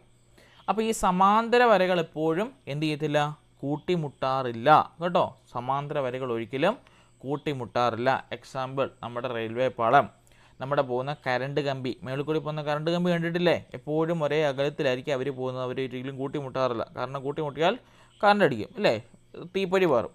പിന്നെ അതുപോലെ നമ്മുടെ ജനലിൻ്റെയൊക്കെ അഴികൾ, പിന്നെ നമ്മുടെ ഗേറ്റിൻ്റെയൊക്കെ അഴികൾ ഇല്ലേ, അതുപോലെ നമ്മുടെ റോഡിൻ്റെ 2 സൈഡുകൾ, ഇതൊക്കെ എപ്പോഴെങ്കിലും കൂട്ടിമുട്ടുന്നുണ്ടോ? ഇല്ല. അപ്പോൾ ഓർത്തിരിക്കുക, സമാന്തര രേഖകൾ അല്ലെങ്കിൽ സമാന്തര വരകൾ എന്ന് പറഞ്ഞാൽ 2 വരകൾക്കിടയിലുള്ള എന്താണ്? അകലം തുല്യമായിരിക്കും. അതായത് ഈ 2 വരകൾക്ക് ഇവിടെ ഒരു 5 സെൻറ്റിമീറ്റർ ആണെങ്കിൽ ഇവിടെ അളന്നാൽ എത്ര സെൻറ്റിമീറ്റർ കാണും? 5 സെൻറ്റിമീറ്റർ കാണും അല്ലേ. അതുപോലെ തന്നെ ഇവിടോട്ട് മാറി അളന്നാലോ 5 സെൻറ്റിമീറ്റർ ആയിരിക്കും. അപ്പോൾ ഇങ്ങനെ 2 വരകൾക്കിടയിലുള്ള അകലം തുല്യമാണെങ്കിൽ അവർക്ക് പറയുന്ന പേരാണ് സമാന്തര വരകൾ അല്ലെങ്കിൽ പാരലൽ ലൈൻസ് എന്ന് പറയും കേട്ടോ. അതാണ് ഒന്നാമത്തേത്. ഇനി രണ്ടാമത്തേത് പഠിക്കേണ്ടത് പെർപെൻഡിക്കുലർ ലൈൻ. അതായത് നമ്മുടെ റോഡിലൊക്കെ ഇങ്ങനെ ഒരു സിമ്പിൾ കണ്ടിട്ടുണ്ട് അല്ലേ, സൈൻ ബോർഡിൽ ഇങ്ങനെ ഒരു സിമ്പിൾ കണ്ടിട്ടില്ല. അതായത് ഇങ്ങനെ ഒരു വലിയ റോഡുണ്ട്, ഇവിടുന്ന് കട്ട് ചെയ്ത് കയറുന്ന ഒരു കുഞ്ഞു വഴി ഇല്ലേ. അതായത് ഇതിലേക്കൂടി നമ്മുടെ വലിയ ഒരു NH അല്ലെങ്കിൽ SH വഴിയോ പോകുന്നു, സ്റ്റേറ്റ് ഹൈവേയോ അല്ലെങ്കിൽ നാഷണൽ ഹൈവേയോ പോകുന്നു. അവിടുന്ന് ആ റോഡിലേക്ക് കട്ട് ചെയ്യുന്ന ഒരു കുഞ്ഞു വഴി എന്ന് പറയുന്ന സൈൻ ബോർഡിൽ നമ്മൾ കാണുന്ന അല്ലേ. അപ്പോൾ ഇതെന്താ കാണിക്കുന്നത്? ഒരു പെർപെൻഡിക്കുലർ കട്ട് ചെയ്യുന്നു അല്ലെങ്കിൽ നേരെ തന്നെ കട്ട് ചെയ്ത് കയറുന്നു. അതായത് ഈ കട്ട് ചെയ്യുന്ന ആംഗിൾ എപ്പോഴും എത്രയായിരിക്കും? 90 ഡിഗ്രി ആയിരിക്കും കണ്ടോ. അപ്പോൾ ഇങ്ങനെ പെർപെൻഡിക്കുലർ ലൈൻ എന്ന് പറഞ്ഞാൽ ഒരു വര ഹൊറിസോണ്ടലായിട്ടും മറ്റേ വര അതിനെ വെർട്ടിക്കലായിട്ടും കടന്നു പോകണം, അല്ലെങ്കിൽ അതിനെ നേരെ മുറിച്ച് കടന്നു പോകണം. അത്രയും വരയ്ക്ക് പറയുന്ന പേരാണ് എന്ത്? പെർപെൻഡിക്കുലർ ലൈൻ എന്ന് പറയും കേട്ടോ. അതെപ്പോഴും എത്രയായിരിക്കും? 90 ഡിഗ്രി ആയിരിക്കും കട്ട് ചെയ്യുക. മനസ്സിലായോ? ഇത്രയും കാര്യങ്ങൾ ക്ലിയർ ആയോ? ഒന്ന് പാരലൽ ലൈൻ, അതായത് സമാന്തര വരകൾ. രണ്ടാമത്തേത് പെർപെൻഡിക്കുലർ ലൈൻ. പെർപെൻഡിക്കുലർ ലൈൻ എപ്പോഴും എന്തായിരിക്കും? 90 ഡിഗ്രി ആയിരിക്കും കട്ട് ചെയ്യുക. ഇതാണ് ബേസിക് ആയിട്ട് നിങ്ങൾ അറിഞ്ഞിരിക്കേണ്ട കുറച്ച് കാര്യങ്ങൾ. ഇനി നമ്മൾ നോക്കുന്ന ഈ പറഞ്ഞ സമാന്തര വരകൾ, ഇപ്പോൾ പഠിച്ച ഈ സമാന്തര വരകൾ അല്ലെങ്കിൽ പാരലൽ ലൈൻസിനെ തന്നെയാണ് നമ്മൾ നോക്കാൻ പോകുന്നത്. ഓക്കെ, ഇതിനകത്തുനിന്ന് ഒരുപാട് ക്വസ്റ്റ്യൻസ് ചോദിക്കും. എന്താണെന്ന് നമുക്ക് താഴേക്ക് വരുമ്പോൾ കാണാം. നോക്കി, ഓർമ്മ പുതുക്കാൻ 6ാം ക്ലാസ്സിൽ സമാന്തര വരകളെ കുറിച്ച് കേട്ടിട്ടില്ലേ? നമ്മളിപ്പോൾ പറഞ്ഞ കാര്യങ്ങളാണ് ഇവിടെ 6ാം ക്ലാസ്സിൽ അവർ പറഞ്ഞത്. എത്ര നീട്ടിയാലും കൂട്ടിമുട്ടാത്ത, തമ്മിൽ അകലം മാറാത്ത വരികൾക്ക് പറയുന്ന പേരാണ് എന്ത്? സമാന്തര വരകൾ. കേട്ടോ, വേണമെങ്കിൽ ചോദിക്കാം. എത്ര നീട്ടിയാലും കൂട്ടിമുട്ടാത്ത, തമ്മിൽ അകലം മാറാത്ത വരകൾക്ക് പറയുന്ന പേരാണ് എന്ത്? സമാന്തര വരകൾ. കേട്ടോ, അതായത് നമ്മുടെ റെയിൽവേ പാളം നല്ല നീളത്തിൽ പോവും. എത്ര നീളത്തിൽ പോയാലും അവർ തമ്മിൽ എന്ത് ചെയ്യത്തില്ല? കൂട്ടിമുട്ടത്തില്ല. ആ രണ്ട് വരകൾ തമ്മിലുള്ള അകലം എപ്പോഴും തുല്യമായിരിക്കും. അങ്ങനെ പോകുന്ന വരകൾക്ക് പറയുന്ന പേരാണ് എന്ത്? സമാന്തര വരകൾ എന്ന് പറയുന്നത്. ഇനിയും നോക്കിക്കേ, ഒരു വരയുമായി ഒരേ ചെരിവിൽ വരയ്ക്കുന്ന രണ്ട് വരകൾ സമാന്തരമാണെന്ന് കണ്ടിട്ടുണ്ട്. അതായത് ഇവിടെ നമ്മൾ ഈ പച്ച വര വരച്ചു ഇല്ലേ? ആ പച്ച വരയ്ക്ക് സമാന്തരമായിട്ട് നമ്മൾ രണ്ട് വരകൾ വരച്ചു. അപ്പോൾ കണ്ടോ, അവിടെ ഫോമായ ആംഗിൾ കണ്ടോ? ഇവിടെ ഫോമായ ആംഗിൾ 60 ഡിഗ്രി ആണെങ്കിൽ അടുത്ത സമാന്തര വര കട്ട് ചെയ്ത ആംഗിൾ എത്രയായിരിക്കും? 60 ഡിഗ്രി തന്നെ ആയിരിക്കും. അപ്പോൾ അവിടെ മനസ്സിലാക്കേണ്ട ഫാക്റ്റ് ഇതാണ്, രണ്ട് സമാന്തര വരകൾ എന്താണ്? ഒരേ ആംഗിളിലായിരിക്കും കട്ട് ചെയ്യുക. കണ്ടോ, അതായത് രണ്ട് ജോഡി എതിർവശങ്ങൾ ഇങ്ങനെ കട്ട് ചെയ്ത് പോവുകയാണെങ്കിൽ അവർ തമ്മിലുള്ള എന്താണ്? ആംഗിൾ എപ്പോഴും ഒരേപോലെ ആയിരിക്കും. മനസ്സിലായോ ഇവിടുത്തെ തിയറി എന്താന്ന്? അതായത് ഒരു സമാന്തര വരയെ മുറിഞ്ഞ് മറ്റൊരു വര കടന്നു പോവുകയാണെങ്കിൽ ആ രണ്ട് സൈഡിലും ഉണ്ടാകുന്ന ആംഗിൾ എന്തായിരിക്കും? എപ്പോഴും അവർ തമ്മിലുള്ള ആംഗിൾ എപ്പോഴും തുല്യമായിരിക്കും. മനസ്സിലായി? അതാണ് ഇവിടെ കാണിച്ചിരിക്കുന്നത്. അതായത് ഇവിടെ 60 ആണെങ്കിൽ ഇവിടെ 60 ആയിരിക്കും, ഇവിടെ 100 ആണെങ്കിൽ ഇവിടെ 100 ആയിരിക്കും. ആ ഒരു തിയറിയാണ് ഇവിടെ ആദ്യമേ പറയുന്നത്. ഇനിയും രണ്ട് ജോഡി എതിർവശങ്ങളും സമാന്തരമായ ചതുർഭുജമാണ് സാമാന്തരികം എന്നറിയാം. എന്ന് പറഞ്ഞാൽ എന്താണ്? രണ്ട് ജോഡി എതിർവശങ്ങളും, അതായത് ഇവിടെ 120 ആണെങ്കിൽ ഇവിടെയും എന്തായിരിക്കും? 120 ആയിരിക്കും. അങ്ങനെ രണ്ട് ജോഡി എതിർവശങ്ങളും സമാന്തരമായ ചതുർഭുജത്തിന് പറയുന്ന പേരാണെന്ത്? സാമാന്തരികമെന്ന്. അപ്പോൾ ഈ സാമാന്തരികം ഇതേ അളവിൽ വരയ്ക്കാമോ? അതുപോലെ തന്നെ സാമാന്തരികത്തിൻ്റെ ഒരു പ്രത്യേകതയാണ്, ഇതിലുള്ള ആംഗിൾസ് എല്ലാം കൂട്ടുമ്പോൾ എത്ര കിട്ടണം? 360 നമുക്ക് കിട്ടണം. മനസ്സിലായോ? ഇതെല്ലാം കൂടി കൂട്ടുമ്പോൾ നമുക്ക് 360 കിട്ടണം. അതുപോലെ തന്നെ ഇവിടുത്തെ ഈ ആംഗിളും ഉണ്ടോ, ഇവിടുത്തെ എ എന്ന് പറയുന്ന ആംഗിളും ഇവിടുത്തെ ബി എന്ന് പറഞ്ഞ ആംഗിളും തമ്മിൽ കൂട്ടുമ്പോൾ 180 കിട്ടണം. മനസ്സിലായോ? അതായത് ഒരു സാമാന്തരികത്തിൻ്റെ പ്രത്യേകത ഞാനിവിടെ പറയുവാണ്. സാമാന്തരികത്തിൻ്റെ പ്രത്യേകതയാണ്, ഒരു സാമാന്തരികത്തിൻ്റെ എതിർവശങ്ങൾ തുല്യമായിരിക്കും. അതുപോലെ തന്നെ എതിർവശങ്ങൾ പറഞ്ഞാൽ ഇതൊരു വശം, ഇതിന് നേരെ ഓപ്പോസിറ്റ് ഏതാണ്? ഈ വശം ഇല്ലേ? ഈ വശം 120 ആണെങ്കിൽ ഇതിൻ്റെ നേരെ മറുപുറവ് 120 ആയിരിക്കും. അതുപോലെ തന്നെ 120ൻ്റെ തൊട്ടടുത്തുള്ള വശം എത്രയായിരിക്കും? 180-നേക്കാളും കുറവായിരിക്കും. എന്ന് പറഞ്ഞാൽ ഈ രണ്ട് വശങ്ങൾ ഇപ്പോൾ എ ബി സി ഡി എന്ന് ഞാൻ കൊടുക്കുവാണ്, സിമ്പിളായിട്ട് മനസ്സിലായിട്ട്. ഇത് പറഞ്ഞാൽ ആംഗിൾ എയും ആംഗിൾ ബിയും തമ്മിൽ കൂട്ടുമ്പോൾ എത്ര കിട്ടണം? 180 ഡിഗ്രി ആയിരിക്കണം നമുക്ക് കിട്ടുക. അതായത് 180 ആയിരിക്കണം കിട്ടേണ്ടത്. കാരണം നിങ്ങൾ ഈ വശം ഒന്ന് മുറിച്ച് നോക്കിയിട്ട് ഇപ്പുറത്തെ വശം അളന്ന് നോക്കിയാൽ ഇത് 120 ആണെങ്കിൽ ഈ വശം വരേണ്ടത് എത്രയാണ്? 180 ഇന്ന് 120 കുറയ്ക്കണം. അതായത് ഇത് വരേണ്ടത് 60 ഡിഗ്രി ആയിരിക്കണം. ഇത് 60 ആണെങ്കിൽ ഇവിടെ എത്ര ആയിരിക്കണം? ആംഗിൾ ഡി എത്രയായിരിക്കും? അതും 60 ഡിഗ്രി തന്നെ ആയിരിക്കും. അതായത് ഒരു സാമാന്തരികത്തിൻ്റെ എതിർവശങ്ങൾ തുല്യമായിരിക്കും. പരസ്പരം അടുത്തുള്ള രണ്ട് വശങ്ങൾ എന്തായിരിക്കും? 180 ഡിഗ്രി ആയിരിക്കും. അതായത് 180 ഡിഗ്രി ആയിരിക്കും. അപ്പോൾ അങ്ങനെ വരുമ്പോൾ ഇത് മൊത്തത്തിൽ സാമാന്തരികം എത്ര ഡിഗ്രി കിട്ടും? ആംഗിൾ എയും ആംഗിൾ ബിയും ആംഗിൾ സിയും ആംഗിൾ ഡിയും കൂടി കൂട്ടി നമുക്ക് എത്ര കിട്ടണം? 360 കിട്ടണം. ഇവിടെ നമ്മൾ പറയുവാണെങ്കിൽ angle A 120 degree, angle B 60 degree, angle C 120 degree, angle D 60 degree. നമുക്ക് എത്ര കിട്ടി? 120 60 180, 320 60 380 നമുക്ക് കിട്ടും. കണ്ടോ? അപ്പോൾ ഓർത്തിരിക്കണം, ഒരു സാമാന്തരികത്തിൻ്റെ പ്രത്യേകതയാണ് എന്നത് അകത്തുള്ള എല്ലാ ആംഗിളും കൂട്ടിയാൽ നമുക്ക് 360 ഡിഗ്രി കിട്ടണം. അതുപോലെ തന്നെ എതിർവശങ്ങൾ തുല്യമായിരിക്കും. രണ്ട് അടുത്തടുത്തുള്ള രണ്ട് വശങ്ങൾ കൂട്ടിയാൽ എന്നാ കിട്ടണം? 180 ഡിഗ്രി കിട്ടണം. മനസ്സിലായോ? അത്രയും തിയറി, ഇത്രയും കാര്യം മനസ്സിലായോ? ഇത്രയും കാര്യങ്ങൾ മനസ്സിലായോ? അതായത് അതിലെ ഒരു ആംഗിൾ എപ്പോഴും അല്ലെങ്കിൽ രണ്ട് ആംഗിൾ എപ്പോഴും അക്യൂട്ട് ആയിരിക്കും, രണ്ട് ആംഗിൾ എപ്പോഴും ഒബ്സ്റ്റ്യൂട്ട് ആയിരിക്കും. മനസ്സിലായോ? ഈ കാര്യങ്ങളൊക്കെ ബേസിക് ആയിട്ടുള്ള കാര്യങ്ങളൊക്കെ നമ്മൾ അറിഞ്ഞിരിക്കണം. ചിലപ്പോൾ ഇങ്ങനെ ചോദ്യങ്ങൾ ചോദിച്ചിട്ടുണ്ട്. അതായത് ഈ പറഞ്ഞ സാമാന്തരികത്തിൻ്റെ ഈ ഒരു വശം തരും നമുക്ക്. ഇപ്പോൾ ഈ തന്ന പോലെ ഇവിടെ 120 മാത്രം നമുക്ക് തരും. എന്നിട്ട് ഇവരിങ്ങനെ പേര് കൊടുക്കും, angle A B C D എന്ന് പറഞ്ഞ് കൊടുക്കും. കണ്ടോ? ഇവരിങ്ങനെ പേര് കൊടുക്കുവാണ്, angle A B C D എന്ന് മാത്രം കൊടുക്കും. ഇപ്പോൾ എല്ലാം അയച്ചു കളഞ്ഞു കേട്ടോ. ഇപ്പോൾ ഇവിടെ ഇങ്ങനെ ചോദിക്കുവാണ്, ക്വസ്റ്റ്യൻ ഇങ്ങനെ ആയിരിക്കും ചിലവും വരുന്നത്. ഇവിടെ ആംഗിൾ എ, ഇത് ആംഗിൾ ബി, ഇത് ആംഗിൾ സി, ഇത് ആംഗിൾ ഡി. നമ്മളോട് ചോദിക്കും ആംഗിൾ എ നിങ്ങൾക്ക് തന്നിട്ടുണ്ട്, ആംഗിൾ എ ഇസ് ഗിവൺ. അങ്ങനെയാണെങ്കിൽ angle B plus angle C എത്രയാണെന്നായിരിക്കും ചോദിക്കുന്നത്. ഇങ്ങനെയുള്ള ചോദ്യം ചോദിച്ചിട്ടുണ്ട്. അപ്പോൾ എങ്ങനെ നമ്മൾ കണ്ടുപിടിക്കും? ഉണ്ടോ, ആംഗിൾ എ മാത്രമേ നമുക്ക് തന്നിട്ടുള്ളൂ, അതൊരു സാമാന്ത്രികമാണെന്ന് നമുക്കറിയാം.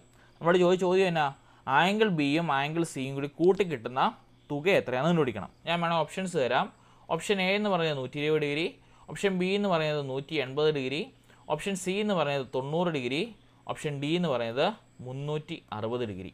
ഏതായിരിക്കും ഉത്തരം വരേണ്ടത്?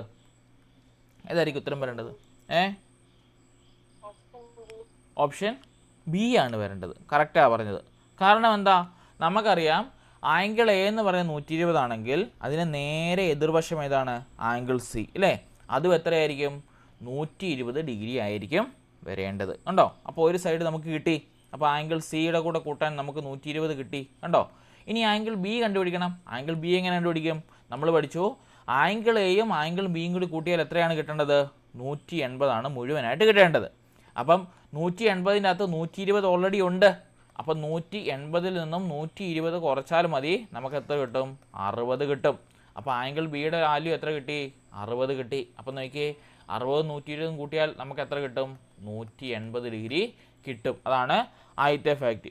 ഇനി ബുദ്ധിയുള്ളവരാണെങ്കിൽ അതിനു മുമ്പേ കണ്ടുപിടിക്കും. എന്താണ്? നമ്മൾ പഠിച്ച തിയറി ഉണ്ട്, അടുത്തടുത്ത രണ്ട് കോണുകളുടെ തുക എത്രയായി എപ്പോഴും ഒരു സാമാന്ത്രികത്തിലെ? 180 ആയിരിക്കും. കണ്ടോ, അതായത് അടുത്തടുത്ത കോണല്ലേ, ഇവനും അടുത്തടുത്തവനുള്ളവനല്ലേ ആംഗിൾ സിയും ആംഗിൾ ബിയും. അതുകൊണ്ട് തന്നെ അവരുടെ കോണുകളും എപ്പോഴും എത്രയായിരിക്കും? 180 ആയിരിക്കും. കണ്ടോ, സമയം കളയേണ്ട ആവശ്യമില്ല, അതിനെ ചെയ്യാൻ പറ്റും. കണ്ടോ, രണ്ട് മെത്തേഡ് കൂടി ചെയ്തത്. അതാണ് തിയറി അറിഞ്ഞതിനുള്ള ഗുണം. തിയറി അറിഞ്ഞാൽ നമുക്ക് ഡയറക്റ്റ് ചെയ്യാൻ പറ്റും, തിയറി അറിഞ്ഞില്ലെങ്കിൽ ഇങ്ങനെ പുട്ട് ഓൺ ചെയ്തിട്ട് ചെയ്യേണ്ടി വരും. മനസ്സിലായോ? രണ്ട് വഴികളിലും ചെയ്തത്. അതായത് അടുത്തടുത്ത രണ്ട് കോണുകളുടെ തുക എപ്പോഴും 180 ആയിരിക്കും, എതിർവശങ്ങൾ തുല്യമായിരിക്കും. അതാണ് സാമാന്ത്രികത്തിൽ മനസ്സിലാക്കേണ്ട കാര്യം. പിന്നെ എല്ലാ ആംഗിളും കൂട്ടിയാൽ, എല്ലാ കോണുകളും കൂട്ടിയാൽ 360 ഡിഗ്രി കിട്ടണം. ക്ലിയർ ആയോ സാമാന്ത്രികത്തിൻ്റെ കേസ്? ക്ലിയറായി? ബാക്കിയുള്ളവർക്ക് ക്ലിയർ ആയോ? Okay, very good. ഇത് എഴുതി വെക്കണം കേട്ടോ, നമ്മൾ ഈ പറഞ്ഞു പോകുന്നത്. കാരണം ടെക്സ്റ്റ് ബുക്കിൽ ഇല്ലാത്ത കാര്യങ്ങൾ നമ്മളെടുത്ത് പറയും, കാരണം ചോദ്യങ്ങൾ കണ്ടിട്ടുള്ളതുകൊണ്ട്. സോ എഴുതി വെക്കണം കേട്ടോ, വരച്ച് എഴുതി വെക്കണം. ഓക്കെ, അങ്ങനെയാണെങ്കിൽ ഒരു വര മറ്റൊരു വരയെ മുറിച്ച് കടക്കുമ്പോൾ അവയുടെ ഇടയിൽ എത്ര കോണുകളുണ്ടാവും? അതായത് ഇതൊരു വര ഉണ്ടോ, ഇതിനെ മറ്റൊരു വര ഇങ്ങനെ മുറിച്ച് കിടക്കണം. അങ്ങനെയാണെങ്കിൽ അവർക്കിടയിൽ എത്ര കോണുകളുണ്ടാവും? ഒന്ന് എണ്ണി പറഞ്ഞേ, എത്ര കോണുകളുണ്ടാവും? 4 എണ്ണം ഉണ്ടാവും. വെരി ഗുഡ്, കറക്റ്റാണ് പറഞ്ഞത്. ഒരു കോണിത്, രണ്ടാമത്തെ കോണിത്, മൂന്നാമത്തെ കോണിത്, നാലാമത്തെ കോണിത് അല്ലേ? അപ്പോൾ ഓർത്തിരിക്കണം, ഒരു വര മറ്റൊരു വരയെ മുറിച്ച് കടക്കുമ്പോൾ അവർക്കിടയിൽ 4 കോണുകൾ ഉണ്ടാവും. അതായത് ഇത് ഒന്നാമത്തെ കോൺ, ഇത് രണ്ടാമത്തെ കോൺ, ഇത് മൂന്നാമത്തെ കോൺ, ഇത് നാലാമത്തെ കോൺ. ഇങ്ങനെ 4 കോണുകൾ ഉണ്ടാവും. ശരിയല്ലേ? അങ്ങനെയാണെങ്കിൽ നോക്കിയേ, ഇതിൽ ഒരെണ്ണം അറിയാമെങ്കിൽ ബാക്കി 3 എണ്ണം കണക്കാക്കാമോ? കണ്ടോ, ഇതിൽ ഒരെണ്ണം അറിയാമെങ്കിൽ ബാക്കി 3 എണ്ണം കണക്കാക്കാമെന്ന് ചോദിച്ചിരിക്കുന്നത്. കണക്കാക്കാം. എങ്ങനെ കണക്കാക്കാം? നമ്മൾ പഠിച്ച തിയറിക്കകത്തുണ്ട്. എങ്ങനെ കണക്കാക്കാം? അതായത് ഓർത്തിരിക്കേണ്ടതാണ്, ഒരു എക്സ്, സിമ്പിളായിട്ട് പറഞ്ഞാൽ ഇതൊരു എക്സ് പോലെയല്ലേ എഴുതുന്നത്, ഇങ്ങനെയല്ലേ എക്സ് പോലെയല്ലേ എഴുതുന്നത്. ഞാൻ പറയുന്നത് ഇങ്ങനെ എക്സ് പോലെ എഴുതുന്ന ഒരു ലൈൻ നമുക്ക് കിട്ടിയാൽ, നിങ്ങൾ ശ്രദ്ധിക്കണം, എക്സ് പോലെ ലൈൻ നമുക്ക് കിട്ടിയാൽ ഇതിൻ്റെ മുകളിലത്തെ ഈ കോണും താഴത്തെ ഈ കോണും തുല്യമായിരിക്കും. അതായത് ഓപ്പോസിറ്റ് ഉള്ളവർ എപ്പോഴും തുല്യമായിരിക്കും. അതായത് ഈ ഒരു കോൺ 50 ആണെങ്കിൽ ഇവിടെ വരേണ്ട കോൺ എത്രയായിരിക്കണം? 50 തന്നെയായിരിക്കും. മനസ്സിലായോ? അതുപോലെ തന്നെ ഇവിടുത്തെ ഈ വശത്തെ കോണും ഈ വശത്തെ കോണും എന്തായിരിക്കും? തുല്യമായിരിക്കും. മനസ്സിലായോ? അതായത് എക്സ് പോലെ ഒരു വര വരച്ചാൽ, അല്ലെങ്കിൽ എക്സ് പോലെ ഒരു കോണ് കിടക്കുന്നത് കണ്ടാൽ എന്ന് പറഞ്ഞാൽ എന്താണ്? ഒരു വര മറ്റൊരു വര മുറിച്ച് കിടക്കുന്നു, അതല്ലേ എക്സ് എന്ന് പറയുന്നത്. ഒരു വര ഇങ്ങനെ വന്നു അല്ലേ, എക്സ് എന്ന് പറഞ്ഞാൽ ആലോചിച്ച് നോക്കിയേ, ഒരു വര ഇങ്ങനെ നമ്മൾ വരച്ചു, ആ വരേനെ മറ്റൊരു വര നമ്മളിങ്ങനെ മുറിച്ച് കിടന്നു. അങ്ങനെ മുറിച്ച് കിടന്നാൽ മുകളിലുള്ള ഈ കോണും താഴെയുള്ള ഈ കോണും തുല്യമായിരിക്കും. അവർക്ക് നമ്മൾ എക്സ് എന്ന് കൊടുത്തു. അതുപോലെ തന്നെ സൈഡിലുള്ള ഈ കോണും തുല്യമായിരിക്കും. കണ്ടോ, ഇവർക്ക് നമ്മൾ എ എന്ന് കൊടുത്തു. അപ്പോൾ ഇത് ഓർത്തിരിക്കേണ്ടതാണ്. എന്താണ്? ഒരു വര മറ്റൊരു വരയെ മുറിച്ച് കിടക്കുമ്പോൾ അവയ്ക്കിടയിൽ 4 കോണുകളുണ്ടാവും. അവയിലുള്ള 2 കോണുകൾ പരസ്പരം തുല്യമായിരിക്കും. കേട്ടോ, അത് ഓർത്തിരിക്കണം. അങ്ങനെയാണെങ്കിൽ ഇവിടെ നോക്കിയേ, ഇവിടെ തന്നിരിക്കുന്നത് എത്രയാ? 50 തന്നിരിക്കുന്നത് അല്ലേ? അപ്പം തൊട്ട് താഴെയുള്ള ഇവിടെയും എത്ര തന്നെയായിരിക്കും? നമ്മളിപ്പോൾ പഠിച്ചു വെച്ച് 50 തന്നെയായിരിക്കും. ശരിയല്ലേ? ഇനി നമ്മൾ ആദ്യമേ പഠിച്ചായിരുന്നു, ബേസിക് ആയിട്ടുള്ള അണ്ടർസ്റ്റാൻഡിങ് പഠിച്ചാൽ ഒരു സ്ട്രെയിറ്റ് ലൈൻ വരച്ചാൽ അതിൻ്റെ ആംഗിൾ എത്രയായിരിക്കും? 180 ആയിരിക്കും. അതായത് ഈ പോകുന്ന സ്ട്രെയിറ്റ് ലൈനിൽ ഈ പറയുന്ന ആംഗിൾ, ഇത്രയും വരുന്ന ആംഗിൾ എത്രയായിരിക്കും? 180 ആയിരിക്കും. ശരിയല്ലേ? ആ 180-ൽ നമുക്ക് 50 ഓൾറെഡി ഉണ്ട്, ഒരു അക്യൂട്ട് ആംഗിളായിട്ട് ഒരു 50 നിപ്പുണ്ട്. ബാക്കി എത്ര ആംഗിളോട് കണ്ടുപിടിക്കണം? 180-ൽ നിന്നും 50 നമ്മൾ കുറയ്ക്കണം. എത്ര കിട്ടും നമുക്ക്? 0 പോയാൽ 0, 8 5 പോയാൽ 3, 1 അതേപടി. അപ്പോൾ ഇവിടുത്തെ ആംഗിൾ എത്ര കിട്ടി? നമുക്ക് ഓപ്പോസിറ്റായിട്ടൊരു ആംഗിൾ കിട്ടി 130 ഡിഗ്രി. അപ്പോൾ അവിടെ 130 ആയതുകൊണ്ട് ഇവിടെ എത്രയായിരിക്കും? ഇവിടെയും 130 ആയിരിക്കും. മനസ്സിലായോ കണ്ടുപിടിച്ച രീതി? കണ്ടോ, ഇതിനാണ് ആദ്യം പറഞ്ഞത് ഈ പറഞ്ഞ തിയറി അറിയാമെങ്കിലേ ഈ സംഭവം ചെയ്യാൻ പറ്റത്തുള്ളെന്ന്. ക്ലിയർ ആയോ? അപ്പോൾ ഓർത്തിരിക്കണം, ഒരു ആംഗിൾ നമുക്ക് കിട്ടിയാൽ മതി, നമുക്ക് ബാക്കിയുള്ളതിനെ പുഷ്പം പോലെ കണ്ടുപിടിക്കാം ഈ തിയറികൾ അറിയാമെങ്കിൽ കേട്ടോ. ഇനി ഇവിടെ നോക്കി, ഇവിടെ കറണ്ട് കമ്പിയുടെ പടം കൊടുത്തിരിക്കുക. എന്തുകൊണ്ടാണ്? ഇത് പാരലൽ ലൈൻ, സമാന്തര വരകൾ എന്ന് പറഞ്ഞ പാഠമല്ലേ പഠിക്കുന്നത്. അപ്പോൾ സമാന്തര വരകൾ കുട്ടികളെ ഒന്ന് കാണിക്കാൻ വേണ്ടി കൊടുത്ത ഒരു പിക്ചറാണ് ഈ കാണിച്ചിരിക്കുന്നത് കേട്ടോ. ഇനി ഞാൻ ചോദിക്കട്ടെ, ഇവിടെ ഈ 50 അല്ല, വേറൊരു ക്വസ്റ്റ്യൻ ഇട്ട് തരാം കേട്ടോ. ഇവിടെ ഈ 50 അല്ല, അല്ലെങ്കിൽ ഇങ്ങോട്ട് ഞാൻ മാറ്റി വരച്ച് തരാം. ഇപ്പോൾ ഇത് പഠിച്ച രീതി മനസ്സിലായല്ലോ. അങ്ങനെയാണെങ്കിൽ ഇവിടെ ഒരു ക്വസ്റ്റ്യൻ ഞാൻ വരച്ച് തരാം. നോക്കിയേ, ഇവർ ഈ പറഞ്ഞ് നമ്മളിപ്പോൾ ചെയ്ത മെത്തേഡ് തന്നെയാണോ? ഇത് 6ാം ക്ലാസ്സിൽ കണ്ട കാര്യമാണ്. ഇവിടെ 50 ആണെങ്കിൽ ഇവിടെ 50 ആണ്. ഇനിയും ഇവിടെ 50 ആണെങ്കിൽ തൊട്ടിപ്പുറത്തെ കോണം എങ്ങനെ കണ്ടുപിടിക്കും? നമുക്കറിയാം, ഒരു സ്ട്രെയിറ്റ് ആംഗിൾ അല്ലെങ്കിൽ ഒരു നേർരേഖ വരച്ചാൽ, ഒരു നേർരേഖ വരച്ചാൽ അതിൻ്റെ മൊത്തം ആംഗിൾ 180 ആയിരിക്കും. സോ അതിൽ ഒരു ആംഗിൾ തന്നിട്ടുണ്ട്, 50 ഡിഗ്രി തന്നിട്ടുണ്ട്. അപ്പോൾ എന്ത് ചെയ്യണം? 180-ൽ നിന്നും 50 കുറച്ചാൽ നമുക്ക് ബാക്കി ഇവിടെ 130 കിട്ടും. ഇനിയും ഇങ്ങനെയുള്ള 4 കോണുകൾ തമ്മിലുള്ള ബന്ധം എങ്ങനെ പൊതുവായിട്ട് പറയാം? മുറിച്ച് കടക്കുന്ന വരകൾ ലംബമാണെങ്കിൽ പ്രത്യേകിച്ചൊന്നും പറയാനില്ല, എല്ലാ കോണുകളും തുല്യമായിരിക്കും. അതായത് നമ്മൾ പഠിച്ചില്ലേ, പെർപെൻഡിക്കുലർ ലൈൻ പഠിച്ചില്ലേ ഉണ്ടോ? അതായത് മുറിച്ച് കടക്കുന്ന കോണുകൾ നേരെ തന്നെ അല്ലെങ്കിൽ ലംബമായിട്ടാണ് കടന്നു പോകുന്നതെങ്കിൽ, അല്ലെങ്കിൽ നേർരേഖയായിട്ട് തിരികെ കടന്നു പോവുകയാണെങ്കിൽ അതെന്തായിരിക്കും? 90 ഡിഗ്രി ആയിരിക്കും. അതായത് ഞാൻ പറഞ്ഞില്ല, ഒരു സർക്കിൾ, ഒരു സ്ക്വയറിൻ്റെ 4 ഭാഗം ഉണ്ടോ? ഇത് 90, ഇത് 90, ഇതും 90, ഇതും 90 ആയിരിക്കും. മനസ്സിലായോ? അപ്പോൾ ഇത്രയും കാര്യങ്ങൾ മനസ്സിലായെന്ന് പ്രതീക്ഷിക്കുന്നു.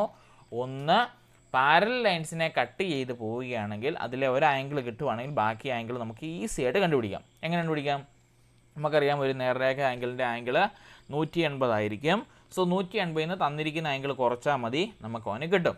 പിന്നെ എക്സ് പോലെ ഒരു പടം കട്ട് ചെയ്ത് മാറുവാണെങ്കിൽ ഇതിൻ്റെ മുകളിലത്തെ ആംഗിളും താഴത്തെ ആംഗിളും സൈഡിലുള്ള 2 ആംഗിളും പരസ്പരം തുല്യമായിരിക്കും. ക്ലിയർ ആയില്ലേ ഇത്രയും? അങ്ങനെയാണെങ്കിൽ ഈ ക്വസ്റ്റ്യൻസ് നിങ്ങൾ ചെയ്യണേ. നമുക്ക് ഒരു നേർരേഖയുണ്ട്, ആ നേർരേഖയെ കട്ട് ചെയ്തു പോകുന്ന മറ്റൊരു വരയുണ്ട്. ഇതിലെ ഒരു ആംഗിൾ എൻ്റെ കയ്യിലുണ്ട്, 100 ഡിഗ്രി എൻ്റെ കയ്യിലുണ്ട്. മനസ്സിലായോ? 100 ഡിഗ്രി എൻ്റെ കയ്യിലുണ്ട്. അങ്ങനെയാണെങ്കിൽ ബാക്കിയുള്ള angle A, angle B, angle C എത്രയാണെന്ന് പറയാമോ? ടൈപ്പ് ചെയ്താൽ മതി കണ്ടുപിടിച്ചിട്ട്. എൻ്റെ കയ്യിൽ ആകെ ഉള്ളത് 100 ഡിഗ്രി മാത്രമാണുള്ളത്. ബാക്കി ആംഗിൾ എയും ആംഗിൾ ബിയും ആംഗിൾ സിയും നിങ്ങൾ കണ്ടുപിടിച്ച് പറയണം. പെട്ടെന്ന് കണ്ടുപിടിച്ച് പറഞ്ഞേ. ആംഗിൾ എയും ബിയും സിയും. ആംഗിൾ എ 80 ഡിഗ്രിയാണ്. ഓക്കെ, കറക്റ്റാണ്. ഇനിയും ആംഗിൾ എ 80 എങ്ങനെ കിട്ടി? നമുക്കറിയാം, ഇതൊരു നേർരേഖയാണ്. ഉണ്ടോ? മനസ്സിലാത്തതുകൊണ്ട് ഞാൻ ഒന്നുകൂടി പറഞ്ഞുതരാം. ഉണ്ടോ? ഇതൊരു നേർരേഖയാണ്. ആ നേർരേഖയിലെ ഒരു ആംഗിൾ നമുക്ക് തന്നിട്ടുണ്ട് 180. നമ്മൾ പഠിച്ചു, ഒരു നേർരേഖയിലെ ആംഗിൾ മൊത്തം 180 ആയിരിക്കും അല്ലേ? 180-ൽ ഒരു ആംഗിൾ നമുക്ക് കിട്ടിയിട്ടുണ്ട്, അത് 100 ഡിഗ്രിയാണ്. അപ്പോൾ ബാക്കി അതിന് കുറച്ചാൽ മതി, ആംഗിൾ എ നമുക്ക് കിട്ടും 0.80. എത്ര കിട്ടും നമുക്ക്? ആംഗിൾ എ നമുക്ക് 80 ഡിഗ്രി കിട്ടി. ഇനി കണ്ടുപിടിക്കാൻ എളുപ്പമല്ലേ? ആംഗിൾ എ 80 ആണെങ്കിൽ അതിൻ്റെ നേരെ ഓപ്പോസിറ്റുള്ള ആംഗിൾ സി എത്ര തന്നെയായിരിക്കും? 80 തന്നെയായിരിക്കും. ആംഗിൾ ബി നേരെ ഓപ്പോസിറ്റ് കിടക്കുന്നത് നമുക്കറിയാം 100 ആണ്. സോ ആംഗിൾ ബി എത്ര വരണം? അതും 100 ആയിരിക്കും കിട്ടേണ്ടത്. മനസ്സിലായോ? എളുപ്പമല്ലേ കണ്ടുപിടിക്കാൻ? എളുപ്പമല്ലേ? കത്തിയോ എല്ലാവർക്കും? ഓക്കെ, മനസ്സിലായി. Very good. നിങ്ങളിങ്ങനെ ഇടുമ്പോൾ ഒരു സന്തോഷം കേട്ടോ, മനസ്സിലാവുന്നത് കാണുമ്പോൾ. അങ്ങനെയാണെങ്കിൽ ഈ ലംബത്തിൻ്റെ കേസ് മനസ്സിലായല്ലോ. അതായത് പെർപെൻഡിക്കുലറായിട്ടാണ് കട്ട് ചെയ്യുന്നതെങ്കിൽ പെർപെൻഡിക്കുലറായിട്ട് കട്ട് ചെയ്യുന്ന ആംഗിൾ എപ്പോഴും എത്രയായിരിക്കും? 90 ഡിഗ്രി ആയിരിക്കും, അല്ലെങ്കിൽ 90 ഡിഗ്രി ആയിരിക്കും. സോ 90 ഡിഗ്രി ഡിനോട്ട് ചെയ്യാൻ ഞാൻ ആദ്യമേ പറഞ്ഞു, എപ്പോഴും ഒരു സ്ക്വയറിൻ്റെ 4 ഭാഗം നിങ്ങളുടെ പടത്തിൽ കണ്ടാൽ ഓർത്തിരുന്നോണം, അതെപ്പോഴും എന്തായിരിക്കും? 90 ഡിഗ്രി ആയിരിക്കും കേട്ടോ. ഇനിയും നോക്കിയേ, രണ്ട് ചെറിയ കോണുകൾ രണ്ട് വലിയ കോണുകൾ നമുക്ക് കിട്ടും അല്ലേ. നമ്മൾ പഠിച്ച കാര്യങ്ങൾ ഒന്നുകൂടി പറയുക. അതായത് ഒരു വരേനെ മറ്റൊരു വര മുറിച്ച് കടക്കുമ്പോൾ നമുക്കിവിടെ രണ്ട് ചെറിയ കോണുകളും, അതായത് രണ്ട് അക്യൂട്ട് ആംഗിളും രണ്ട് വലിയ കോണുകളും രണ്ട് ഒബ്സ്റ്റ്യൂട്ട് ആംഗിളും കിട്ടും. അതിനാണ് ചെറിയ കോണുകളും വലിയ കോണുകളും. ചെറിയ കോണുകൾ വെച്ചാൽ നമ്മുടെ ക്യൂട്ട് ബേബി, അതായത് നമ്മുടെ നമ്മൾ പഠിച്ചില്ലേ ന്യൂന കോണുകളും അതുപോലെ തന്നെ രണ്ട് ബൃഹത് കോണുകളും ഒബ്സ്റ്റ്യൂട്ട് ആംഗിളും കിട്ടും. ഇവ തമ്മിലുള്ള ബന്ധം എന്താണ്? ചെറിയ കോണുകൾക്ക് രണ്ടിനും എന്തായിരിക്കും? ഒരേ അളവായിരിക്കും. വലിയ കോണുകൾക്ക് രണ്ടിനും ഒരേ അളവായിരിക്കും. ചെറിയ കോണും വലിയ കോണും കൂട്ടിയാൽ എത്ര കിട്ടണം? 180 കിട്ടണം. നമ്മൾ പഠിച്ച തിയറി ഇവിടെ എടുത്ത് പറയുവാണ്. എന്താണ് ഇവ തമ്മിലുള്ള ബന്ധം? അതായത് ഇങ്ങനെ എക്സ് പോലെ വരച്ചാൽ അത് തമ്മിലുള്ള ബന്ധം എന്താണ്? രണ്ട് ചെറിയ കോണുകൾ കാണും. ആ രണ്ട് ചെറിയ കോണിനും ഒരേ അളവായിരിക്കും. അല്ലെങ്കിൽ there are two acute angle, those two acute angles are equal. ഇനിയും there are two obtuse angle and those obtuse angle are also equal. പിന്നെന്താണ്? the sum of one acute angle and one obtuse angle is equal to 180 degree. ഒരു വലിയ കോണും ഒരു ചെറിയ കോണും കൂടി കൂട്ടിയാൽ എത്ര കിട്ടണം? 180 കിട്ടണം. അത് ഏതാണ്? It's called a straight angle. കണ്ടോ, അവിടെയാണ് സ്ട്രെയിറ്റ് ആംഗിൾ എന്ന് പറഞ്ഞ കോൺസെപ്റ്റ് വരുന്നത്. അതൊന്നെങ്കിൽ 0 ഡിഗ്രി ആകാം, അല്ലെങ്കിൽ 180 ഡിഗ്രി ആകാം. നമ്മളിവിടെ 0 ഡിഗ്രി കൺസിഡർ ചെയ്തില്ല, കാരണം ഇവിടെ ഒരു വാല്യൂ വരുന്നതാണ് കേട്ടോ. അതുകൊണ്ട് നമ്മൾ എന്ത് ചെയ്തില്ല? 0 ഡിഗ്രി നമ്മൾ കൺസിഡർ ചെയ്തില്ല. എപ്പോഴും നമ്മൾ 180 ഡിഗ്രി ആയിരിക്കും ഫോക്കസ് ചെയ്യുന്നത്. ഓക്കെ, അപ്പോൾ വേണമെങ്കിൽ ചോദിക്കാം, ഇങ്ങനെ ഒരു വര വരച്ചിട്ട് വേണമെങ്കിൽ ചോദിക്കാം, താഴെ പറയുന്ന പ്രസ്താവനകളിൽ തെറ്റായത് ഏത്? കണ്ടോ, ക്വസ്റ്റ്യൻ വരുന്ന രീതി കണ്ടോ. അതായത് ഇങ്ങനെ ഒരു വര ചുമ്മാ കൊടുത്തിരിക്കുക. അങ്ങനെയാണെങ്കിൽ നിങ്ങളോട് ചോദിക്കുവാണ്, താഴെ പറയുന്ന രീതിയിൽ തെറ്റായ പ്രസ്താവന ഏത്?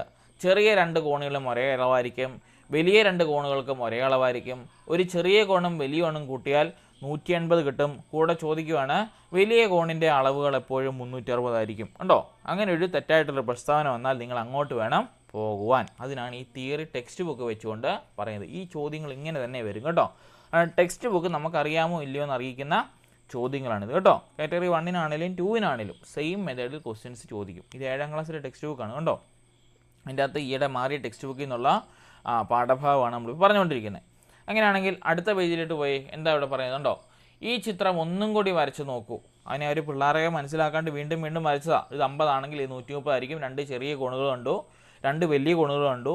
ചെറിയ കോണുകൾ തമ്മിൽ തുല്യമായിരിക്കും, വലിയ കോണുകൾ തമ്മിൽ തുല്യമായിരിക്കും. ഒരു ചെറിയ കോണും ഒരു വലിയ കോണും തമ്മിൽ കൂട്ടിയാൽ എത്ര കിട്ടും?